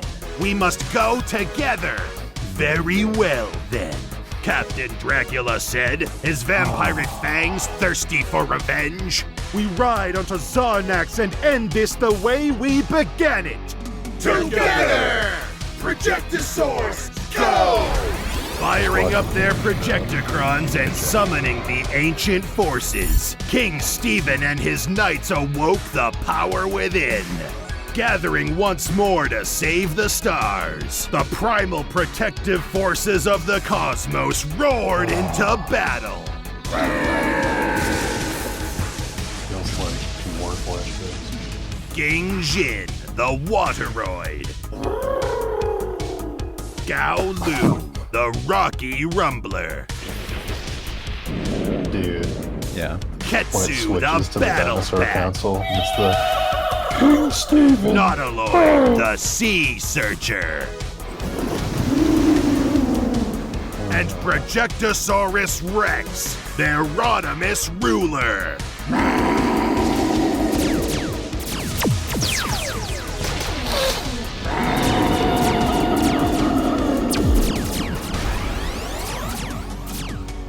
Hey, come on! This is Starlight. The warriors once I'm more skipping were to the dinosaur reminded thing of real what quick. they were fighting for. I just want to hear it. The time The sound, spiral the music in shifted the background behind of that them. fucking And it killed was me. here, listeners, where just wanna hear I, it. Facepalm's part in the story of their eternal struggle would begin. Thank you for saving our kingdom, King Stephen. As promised, dinosaur we have voice. modified the chronoprism with the gigasphere. Yeah, deposit. Oh, King Stephen. King Stephen. I love that because we were going for like that old, like shitty 80s dragon voice. Yeah, exactly. Oh, it's like not good at all. But for some reason, they did that. It's always the mother dinosaur that takes care of the adventure. Oh, don't go out there. Oh, be wary. Stay with me, youngling. Well, we took that from what was it? What is the fucking game? Lunar. Oh, Lunar, Lunar Silver Star Story, Dragon, yeah. where what's his face faces the dragon, the star dragon. Yes, Artie McDaniels. I did all of this in front of a grown man named Shane. Yeah, And then we put Shane in the audiobook as a character. But anyway. yeah. Dan Yeah, goes Lunar. after Shane. The old Lunar video game, not the remake. The Sega first Saturn. one. The Sega Saturn one. There's a guy called Galleon who's like, yes, dear Quark, I can't wait to rule the world. And then there's a dragon he's talking to. I can't let that happen. Yeah. That's what we took it from. Quark. Yeah, Quark, because he's so horrible. That's why the Alex. Oh, yeah. such trash. Who is he talking to in that scene? What's his name? Oh, Alex. Alex, don't. Oh, yeah. No, the guy with the G. Galleon. Oh, Galleon. Yeah, Galleon. Oh, Galleon. I haven't seen you. It's like a Oh, yeah. it's like a really bad version of Yoda. Like it's like a horrible Yoda voice. It's so bad. If you watch that cutscene on Because YouTube, there's things a are cutscene changing of it. again. I'll soon Yeah. rule the world. Yeah, so we music's call like- we so that's the impression that the dinosaurs have, but also the character in the comic is named Quarks Yeah. after Quark. Yeah. Yeah. So he's got that voice, except it's like mixed with the fucking Luck Dragon from, yeah. Did you see Never-ending Adrian's Story. thing? It says No. Galleon's voice actor said in a video that he had to drink a ton of milk to get it right. To get the voice right. Picturing a guy drinking milk and then being like, I'll soon rule the world. Yeah, I will. Like, Yeah. that's what you have to do to get nasally. Yes, dear Quark. Yes. Yeah, I don't know. Then runs away. Oh, Alex. Oh. Great. If you listen to that, it's so accurate what Dan's doing. It's so gonna close go- to what it I'm gonna- actually is. I'm gonna go find it. Oh, Go find it. it's so bad. Oh my god. Yeah, Anyone they has knew the engineer in that game. He knew. He's like, as soon as I heard him with the milk voice, I was like, that's perfect. Oh my god. Does the beginning of this audiobook start with you talking about? Oh, whoops! I accidentally clicked it. What? It starts with you talking about Just got going back from to Costa Rica. Costa Rica with your brother. Yep. Oh man, I love this audiobook.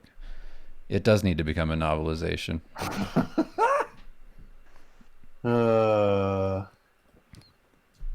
Like, there's a ton of stuff I'd change about Steve, like the actual oh my books. God. There's nothing I'd change about the narrator.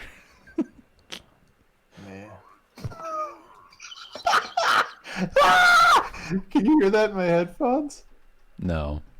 Oh, Send it to that me. was so loud. That was so loud. Or put it in the chat and I'll play it. Yeah, just play this live. So, Alex, you've returned. Yeah. There it is. So, Alex, you've returned. And this My time favorite. you brought another friend with you. Wait, Galleon, is that you? I haven't seen you since we lost Dime. Yes, dear Quark. And if not for you, he would still be alive. A part of me died that black day. A part of me died that black day. That black day. Like, what voice is that? But now, dear friend, things are changing again. Again. I'll soon rule the And if world. not for you, he But would first still be you have alive. to die. Died that black day.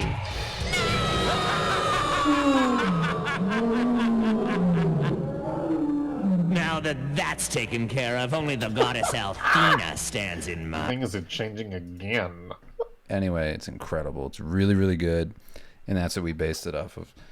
That wonderful, perfect dragon voice. And we based the narrator off of a guy from an old video, the VHS, that came with the Dragon Strike Dungeons and Dragons board game. If you've ever seen that VHS, there's a grown man in a turtleneck who goes, "Feeling brave tonight? Ready to fight monsters and collect treasure? Oh, do you? Well, well then." Yeah. It's like him if he was a trailer park drunk. Mm-hmm. And that's what our dude is. That was so much fun. Oh. I wish like Yeah. we could do that for some reason. Like I don't know why it would work, but if we just had something where we did that, it'd be so much fun to do. We'd have to like sync it up with comic pages and do like animatics live or something. Because the whole thing with that stuff is that like you don't realize like, okay, so this is we've talked about this in previous things, but what's funny about writing a book is you can get a lot across on the page as far as acting, as far as the comedy, the timing, all that.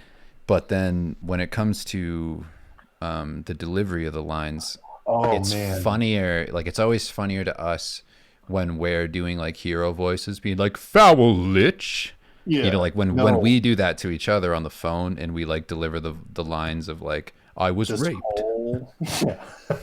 I was raped. No, this whole thing. Steven, I was taken advantage of. We found out this is what breaks my heart. We found out that our favorite character in the whole book nobody liked because the voice they were reading for him was not the voice we were doing in our heads, and we were like, "Oh no!" Like if you take that very specific delivery away, he just sucks. Yeah, it's not And, funny. like, It just seems like too serious. it's this dark knight called Tronix. He's our favorite character because of how we did him. And then people Yeah, were like, how we would do the lines back and forth. like, I didn't think Tronix was that funny. wicked carnal desires. What a season of woe. Like, Yeah. stuff like that. Yeah, It is we would just do true. that. Like we just do lines back and forth on the phone to just try and come up with stuff that we think is funny in the bit about the story. But like you get so caught up in doing character voices and like joking around and just trying to make each other laugh that like all of that gets lost sometimes. A Like guy that's the being worst called part. out- a guy being called out and saying "nuh-uh" isn't funny to me, but calling out a Death Knight and having him be like "nuh-uh, no, Yeah, no, no, That's not what I meant. give me a minute, I didn't finish." Like that's so good to me.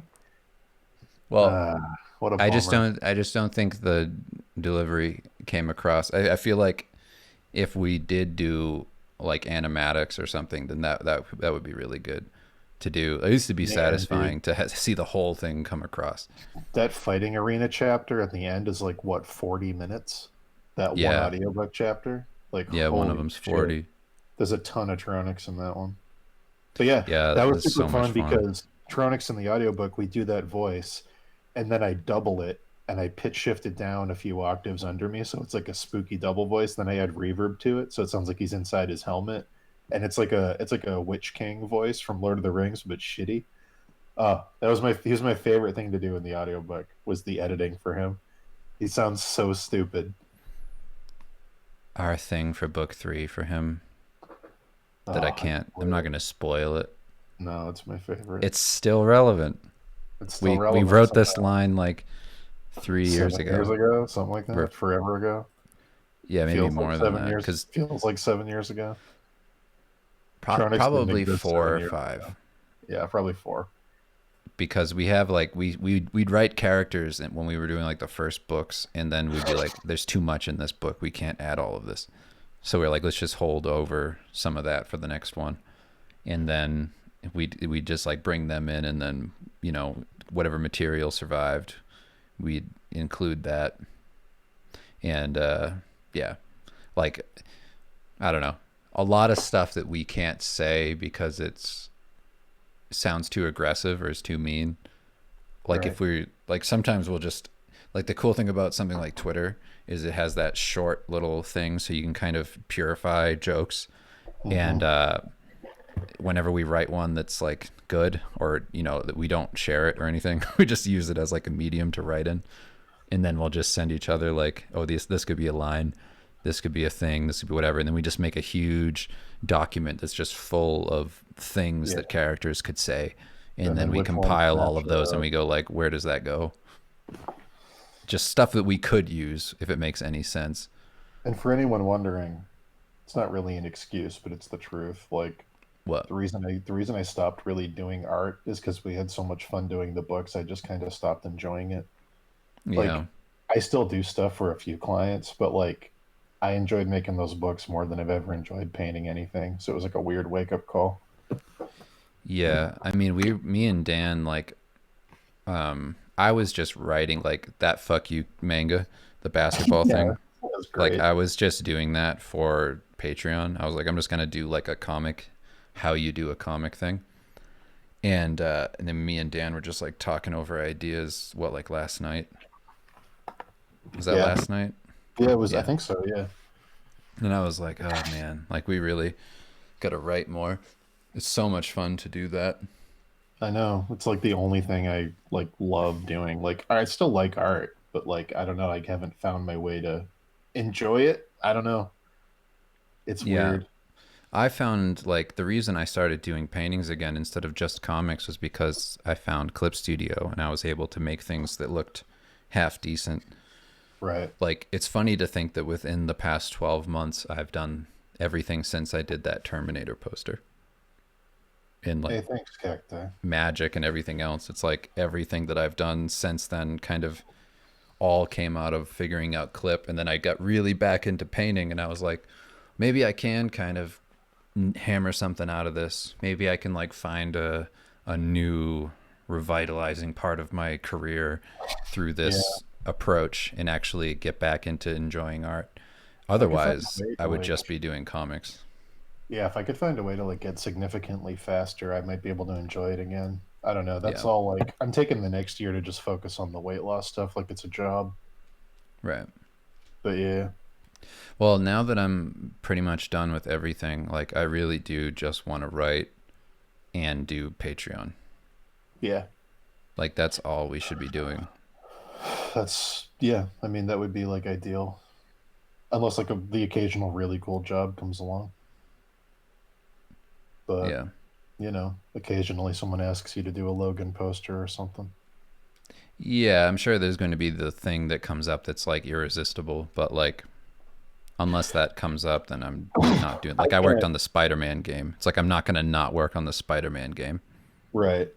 Like I can't have wait to for do that. people- I can't wait for people in chat to see the 180-page comic we did because the cool thing about that one, the people that hired us said you can't use any profanity and it has to be all ages, and we were like, what an awesome challenge. Like Yeah. that we can't use those crutches. We have to do something that's funny without that. But I that think was what we realized way- doing it was that so much of like the kind of innocent stuff that we write and like Steve, Yeah, it was it great. translates fine. Like It was a great that experience. sarcasm and stuff. It was really, really fun to do that with that restriction. Because we were like, oh, cool. We have to like really play up all the other stuff and get more creative. Yeah. yeah. Josh Barber asks, will Acceptable Comics become a publisher for others at some point? I don't know. I mean, maybe. it depends. It's like if there's something cool enough or like something Yeah. we feel like isn't getting enough eyes on it or we can help with in some way. Yeah. We're not opposed to helping people. Like, because we know so many people don't want to do the business side of it. They don't actually want to print stuff. They don't want to have connections in other countries with like print publishers and shipping and, you know, taxes and stuff worldwide and all that stuff. It's like, it's a nightmare. And once you go through that, it's like, you just kind of know it. So Yeah, it you gets a don't little have easier. to do it again. Right. But learning that is such a steep curve. It's like you have to want to have that be a part of your business and handle Right. it yourself. And then 'Cause you have it's to have so the horrible. awkward. You gotta have the awkward conversation because like we'd only want to do stuff for people we like and people we think stuff is cool. And then like obviously you're a fan of them and you're got a friendship kind of dynamic and like what do you charge? What's fair? You know, who takes a hit if stuff ends up being more expensive than you thought because prices change overseas a lot. Like it's confusing. I'm not opposed to it. It would just have to be something that we put a lot of planning into with a very specific person. Like I don't know if like Brad Rigney was like, I want to do this comic. I'd be like, okay, Brad, like we know you for sure. Like let's figure it out. But even then, I wouldn't know like how to price it Well, out. That's a weird thing. You also have to know like work ethic. You have to know something's actually going to come of it. Right. You have to know that you can, back it, whatever. Right. I don't know, for like what they want to do. It's just, it's so much of it is dependent on the delivery of it, I guess, because comics are so crazy that it can take forever to get it done. It's like, Right. like what me and Dan were saying before is we become kind of hyper focused on those things and can just like get it all done real quick, put it out, ship it. Like we get tunnel vision on that and it just happens. But so many artists are way more in the procrastination area. And that's not like a criticism on other artists. I think it's just a thing with creative people in general, where they just are more into, this is really hard. Let's just keep doing new stuff, never finish the thing. What we might do, I mean, this is like, we haven't put any thought into this, but just like spitballing ideas here. If someone wanted to like kickstart an idea they had, but they didn't know how to do it, maybe something like that, like kickstarting something for them or consulting for like, a percentage or something, like sort of like publishing. But even then it's like, what's the number? It makes me feel uncomfortable trying to negotiate that. But like I've worked on, other than the 2 Kickstarters we've done, I've probably worked on 23 other ones. Like I've worked on a ton of Kickstarters and like I know Kickstarter pretty much in and out. So yeah, it's weird to have that skill set and not really do anything with it. But like people ask me for Kickstarter help all the time. Yeah. And by the way, if anyone listening does a Kickstarter, feel free to reach out because I can tell you basically any question you have. Trust me, I will know it. Artie McDaniel said, what about acceptable manga, or unacceptable manga rather? We're not affiliated with them. I don't really know who they are. I know that they're out of Japan. I'm not exactly sure whereabouts. I think they're using a VPN. I don't know. They're a shady company. I try to stay away. Yeah. So we've laughed at some of their stuff, like the Garfield thing. Yeah. But we're not affiliated with them. It's just coincidental. So Supermarket Crap says the show YOLO made me realize that you can cut so many corners in animation before anyone gives a shit. I still have hope for a future in animation now. I don't know what YOLO is.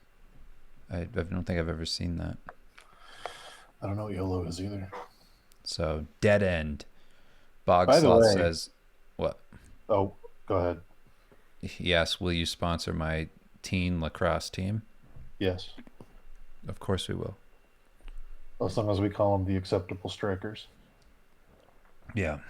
That's a requirement. I was going to say, did I see in chat that you have a Discord for your Patreon? Yeah. How's that working out? Are you liking it? I mean, I don't have a ton of time to really dive in and use it to like the fullness of a Discord, I guess. Sure. I'm going to do some stuff to like customize it, I guess. I saw some videos on how to do that, but it just kind of seems like a forum. Like it's cool. It feels like old forums. I was thinking today after me and Dave talked about how great One Punch Man is today. And I was remembering one of the things we keep talking about doing on here on nights when we don't have time to do like the conversation streams is like a movie night, like a watch along thing. Maybe that would be a good way to do it for something like a terrible Halloween movie or like One Punch Man or something. What, Discord? Yeah. I don't know. Can you watch things on Discord together? I don't know, but I know you could queue it up and treat it like a chat room. Does anyone in chat know the best way to watch something with a group of people? If we're like, hey, this Friday night, we're going to all watch this thing, but do it in a way that isn't totally illegal. Yeah. I'm interested in that. Let me see. Definitely don't want to do it the illegal way. Jason or Josh Barber Art says, I feel like there's an opening right now in comics. Maybe I'm wrong. I think that there's a weird, like, because there's not a lot of money in comics unless you're doing it yourself, Like unless you're self-funding or you have like a following and a Patreon or just something happening in the background that's funding it, like it's almost impossible to get a just wage and the appropriate time needed to execute something well. I think that if that stuff wasn't a barrier and you had that way of getting money coming in, then yes, I think that there is a big gap for like really good stuff that people aren't really tapping into because people have, so many ways of consuming comics. And you like, just for instance, on Steve, you would say maybe that like Steve doesn't really seem like something that's like big, but like as far as the things that we've done, like the Steve comics have, like the website has, I think in total Steve has like close to 10 million hits or something. Yeah. Like it's above 8. I don't remember where it's at. It's really high, and it's like people keep reading it and they just consume it on their phones and they buy the books and whatever. But like we thought that nothing would really come of it when we did it initially. Like we were just doing it for us, like to laugh, and then it just blew up. So through that, I think, yeah, there definitely is this weird blind spot with like, maybe not with a Captain America comic, like your version of that kind of idea. Maybe that's not it, but for something new, clever thing, like even like manga stuff, like that blows up. Yeah. Like, I don't think that there's really a lack of an audience there for that. I think that there's plenty of people who want to read comics. I really like One Banana Two Fires comment for reasons I can't get into. What? Just gonna stare at it. The car crash one? No, don't worry about it. Oh, okay.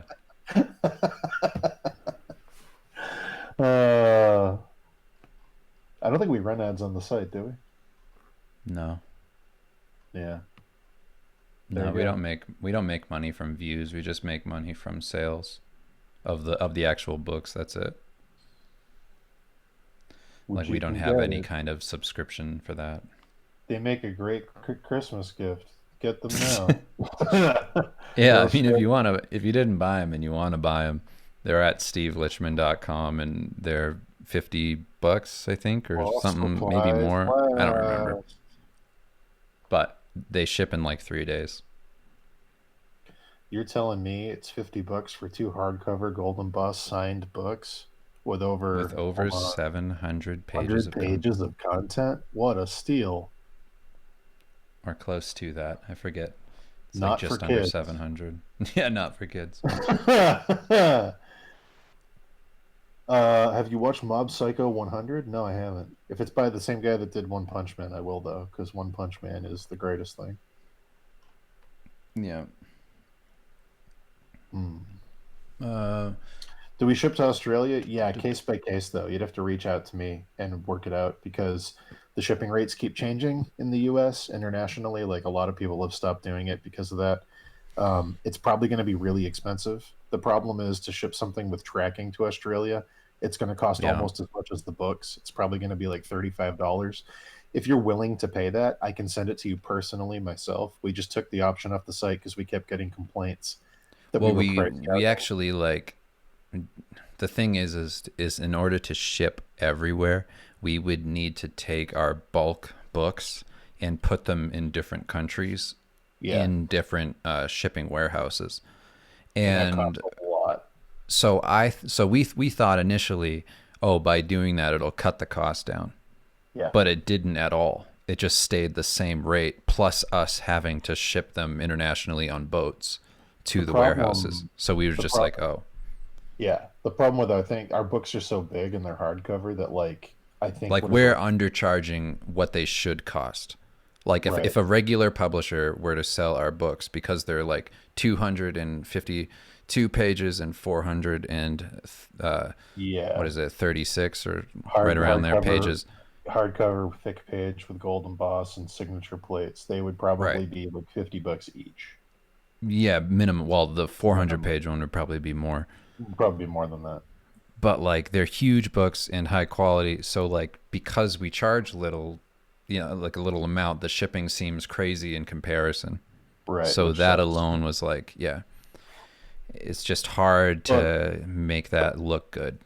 Like they said in the chat, even shipping to Canada, it's cheaper for me to drive 6 hours to Canada and ship the books in Canada than it is to ship to Canada. The amount of gas it would cost me to do that is cheaper than shipping you the book. So like Canada has weird laws about shipping books into Canada. Amazon in America can't even do it. So like this is all stuff we learned in our first book, which was a hilarious nightmare we'll talk about sometime. But yeah, no, it's like to send a book to Canada, which is like a 6 hour drive away from me, it's like 40-50 bucks. It's crazy. Yeah, and then the other thing is also like Brexit happened, and now all the Brexit tax things have come into effect. And I talked to somebody about that like a few weeks ago, everything that means, and it's like, oh, it's just a huge headache. If it wasn't so difficult to do, like it wouldn't be a big deal. And I'm sure some people would pay for international, but That's why we do it case by case. Like if you're willing to pay the shipping and the tariff, because in a lot of these countries have import tariffs too. Canada definitely does. I think Australia does too.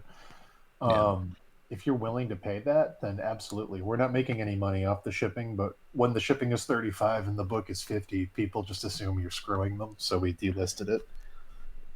it's just the amount of emails we got was like too much. Yeah. We were But just if like, you want yeah, 'em- done with that. I'll personally pack them and send them myself if you want them. I just have to get a quote for what your shipping is in your country.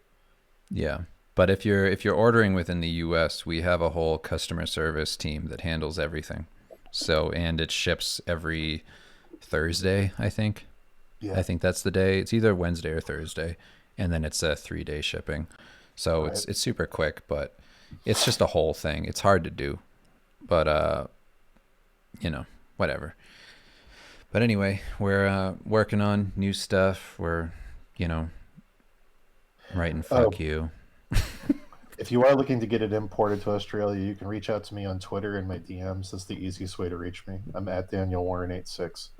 I can give you a quote for what it's going to cost and ship it to you direct. But yeah. Yeah. But yeah, I mean, we're probably gonna round down on the stream. We're just past the 2-hour mark. Yeah, this was good. Yeah, it was nice going back over the audiobook. It's like such a nice. I feel it was cool to forget stuff. Like I have a bad memory anyway, but I like forgetting things that we wrote. The whole that thing of snap back to the present like a kid on Christmas morning, that actually made me like spit because I forgot how fucking dumb that line was. Like there's so By the many way- lines like that don't work. There are so many lines in the audiobook that are in there because Dave just made me say them. That's Where I definitely go- one of them. Where I go, I don't want to say that. And Dave goes, well, then this conversation's over. And then I just have to do it. And that's it. Say it. And then there it is. So those are the best things in the, yeah. So many of those. Yeah. Parts where All Dave's of like, them. I think it'd be cool if you sing like a Papa Roach song here. And I'm like, Dave. And then he's like, gotta do it, man. Yep. So there you go. Oh, I don't want to start a Patreon until my life turns around. I got to get through this surgery and I got to get my mom done with her cancer treatments and stuff. I don't have time for that. Oh, Like- Dan. What? The baby's penis thing. Yeah. That was one of those things where I just Oh, kept no. saying that over and over. Like a baby's penis. Yeah, right. With the whisper at the end. That was Yeah. one of those where I just kept adding You're that. like kept adding it over and over again. So like we'll do a script and then The Dave will do ramp up edits. killed me. And then when we're recording live, Dave will do final. Like he'll go, "How about you add this?" And that's when the real gold comes out. Yeah, it's when we're just improvising. Those are the funniest ones. When And you is can it hear it finally.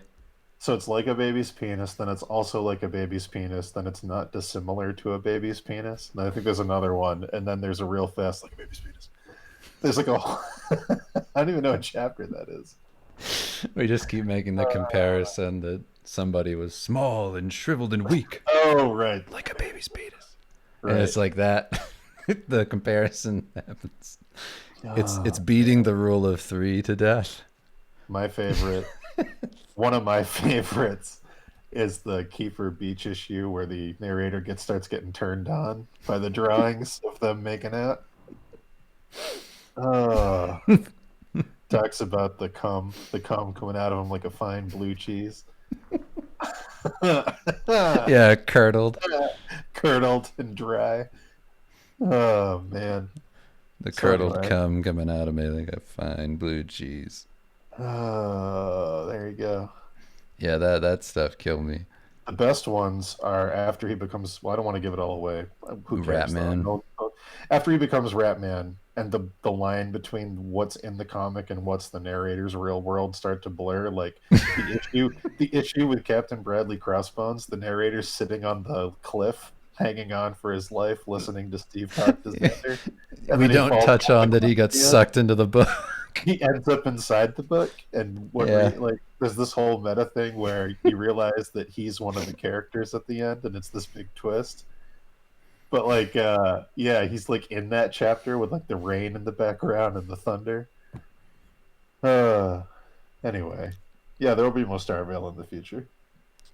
Yeah, I actually wrote a bunch of like small Starville stories and was just kind of sitting on them. The thing I have a problem with, it's the problem with how fun it is to write Steve. It's like Steve is so much fun to write, like the audiobook's so much fun to write, that doing something that's even a little bit serious like Starville, it's so not the same thing. Not fun. It's really cool. hard to want to do that. Even though I like all the ideas in Starville. Like I mean, nobody's ever seen them, but like I like all the ideas in the scripts. Like I like the way, like I don't know if you ever finished. I went back through, 1X says, gave us some bits. It said, thank you for an unexpected way to waste a Monday night. Thanks for hanging with us. So I know I wrote like I spent probably 3 weeks writing a draft of the whole Starville graphic novel, and then I sent it over to Dan, and Dan did like a whole punch up look over thing. But you didn't finish it because you sent it back to me and asked if it was good enough. You were like, "Is this what you're looking for? Or is this kind of like what you're after as far as like the idea?" And so we just kind of stopped there because I just felt like, oh, I think you're right. Like some of this stuff is.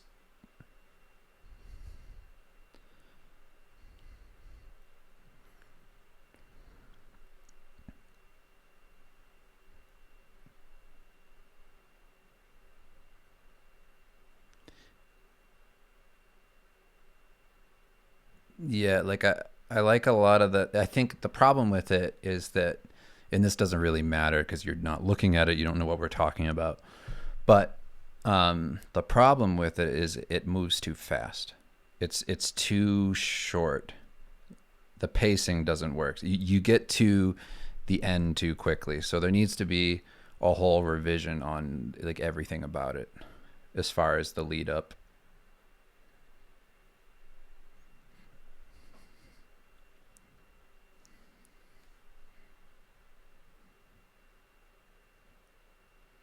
Yeah.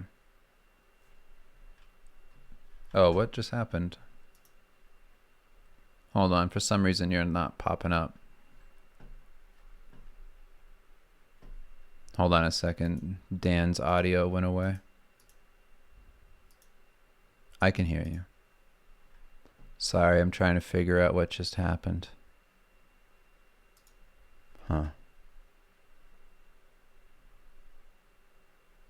Let me see in here. Sorry, let me try and find what happened to Dan. Let me call you back. Well, let me play something else. Maybe it's my audio. It might just be my audio fucking up. Yeah, it's just my audio. Here, I'll try and fix it.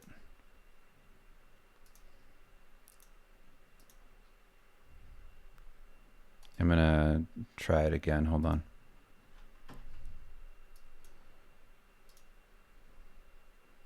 So I think nobody can hear Dan, but I think my program that routes my audio just kind of like shut down.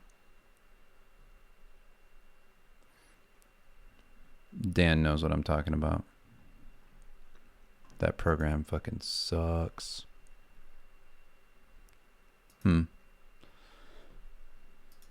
I don't know.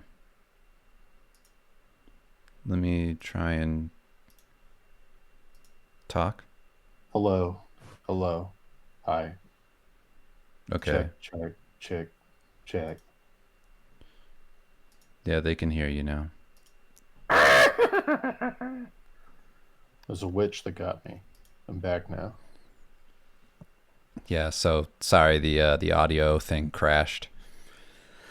So anyway, yeah, we had to basically have to redo that whole script, and we were doing the same thing with Skull and Shark too. We started Skull and Shark redoing is that.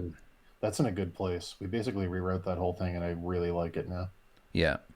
That makes Yes, Skull and Shark I think is really good as far as the tone and the kind of like overall vision for it feels clear. It's not like what are we gonna do?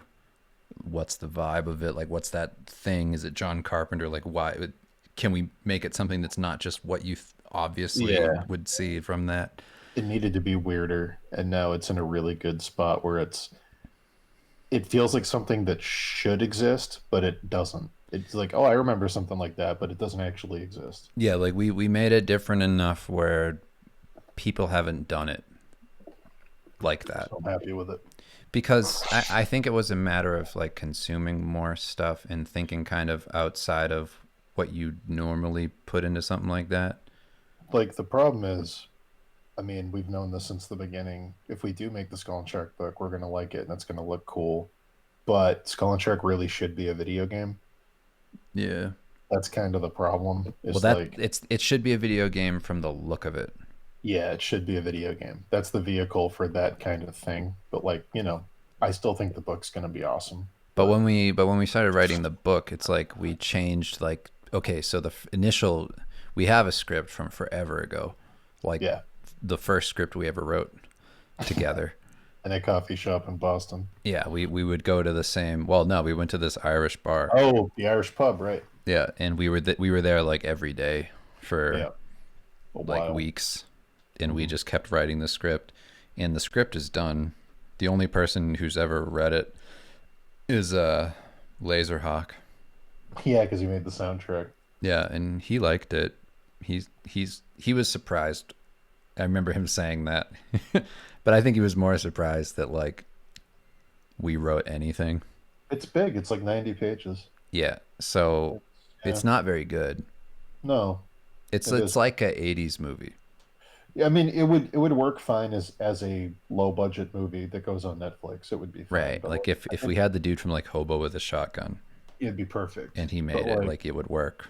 I think the changes we made to it made it a lot cooler.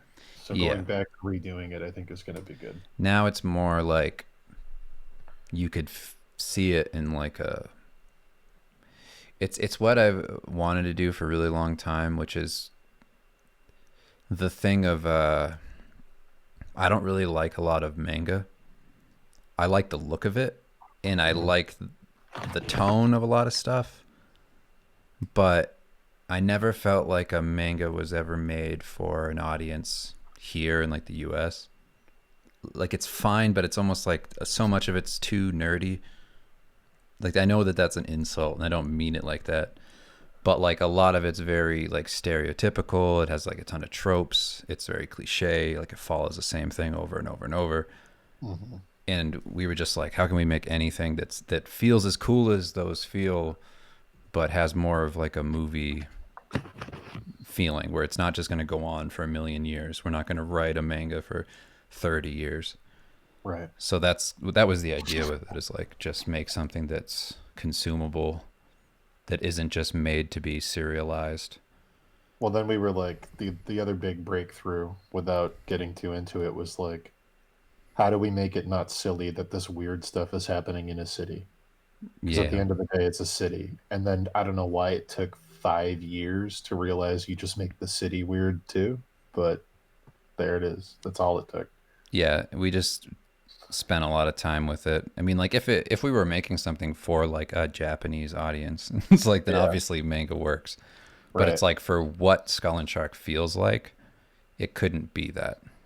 The script is 90 pages. I would say if we did Skull and Shark the way it is now as a comic, it's going to be in the 300s, probably 400. Yeah, I think Skull and Shark, the way that it is right now, will probably hover around 300 pages.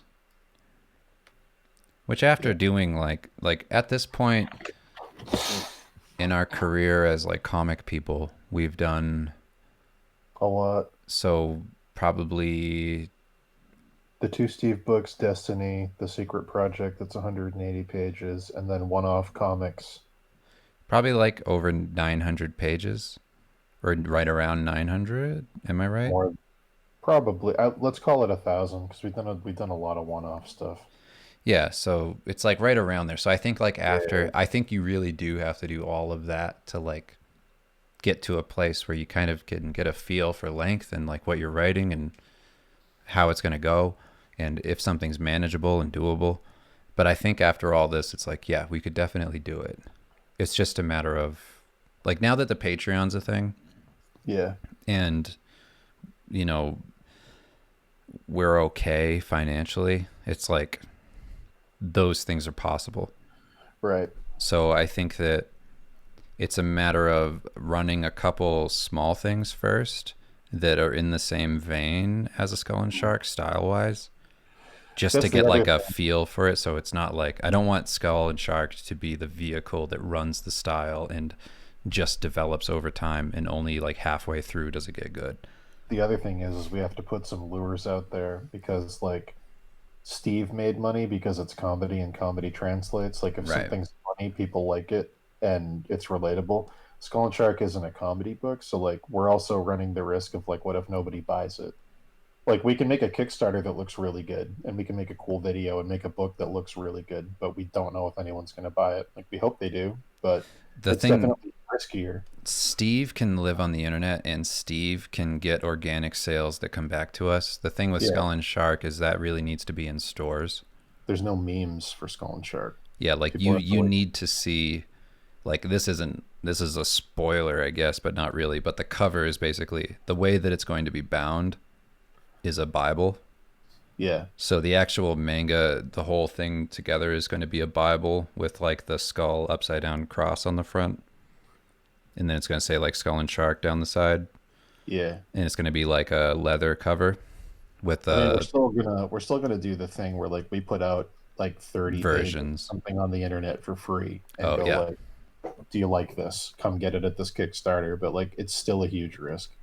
But what I mean is that the way it's going to be consumed is differently. So it's like when Yes. that's on a store shelf with all the other comics, it's really going to stand out because Right. of what it's made of and how it looks. So like it's going to have a large enough contrast between everything else. So I think that people will pick it up and then hopefully when they see the quality and they get into the story, it's enough to bring people into it. And we have hopefully some kind of following from it and we can make a living off of it. But at the stage we're at now, I feel even if all we have is like even if all I have is like the Patreon on the side and we get funding from like a Kickstarter, I Yeah. feel like that'll be enough. We also might get, I mean, realistically, we're in this weird world now where we're talking to people we never thought we'd be talking to. Like, Yeah.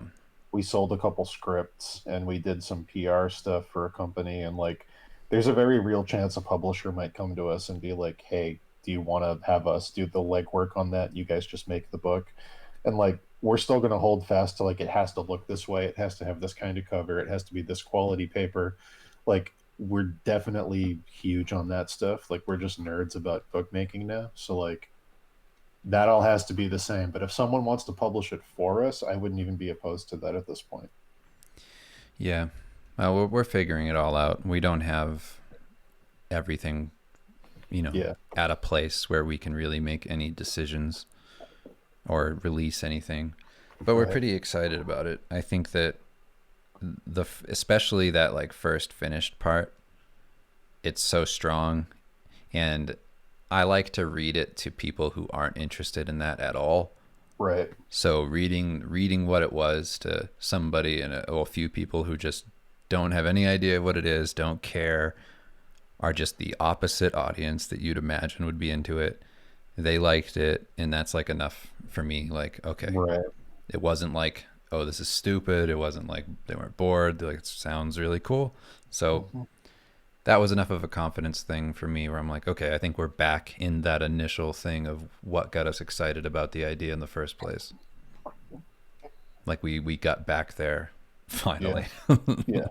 I think it takes a lot of time when you come up with something like that. You get a vision in your mind of what something's supposed to be, and Right. then you have to forget all of that and not care at all, and then revisit it and find a different kind of excitement Right. of what it actually was. Like, what's the purified, distilled version of the thing? What is it about that worked?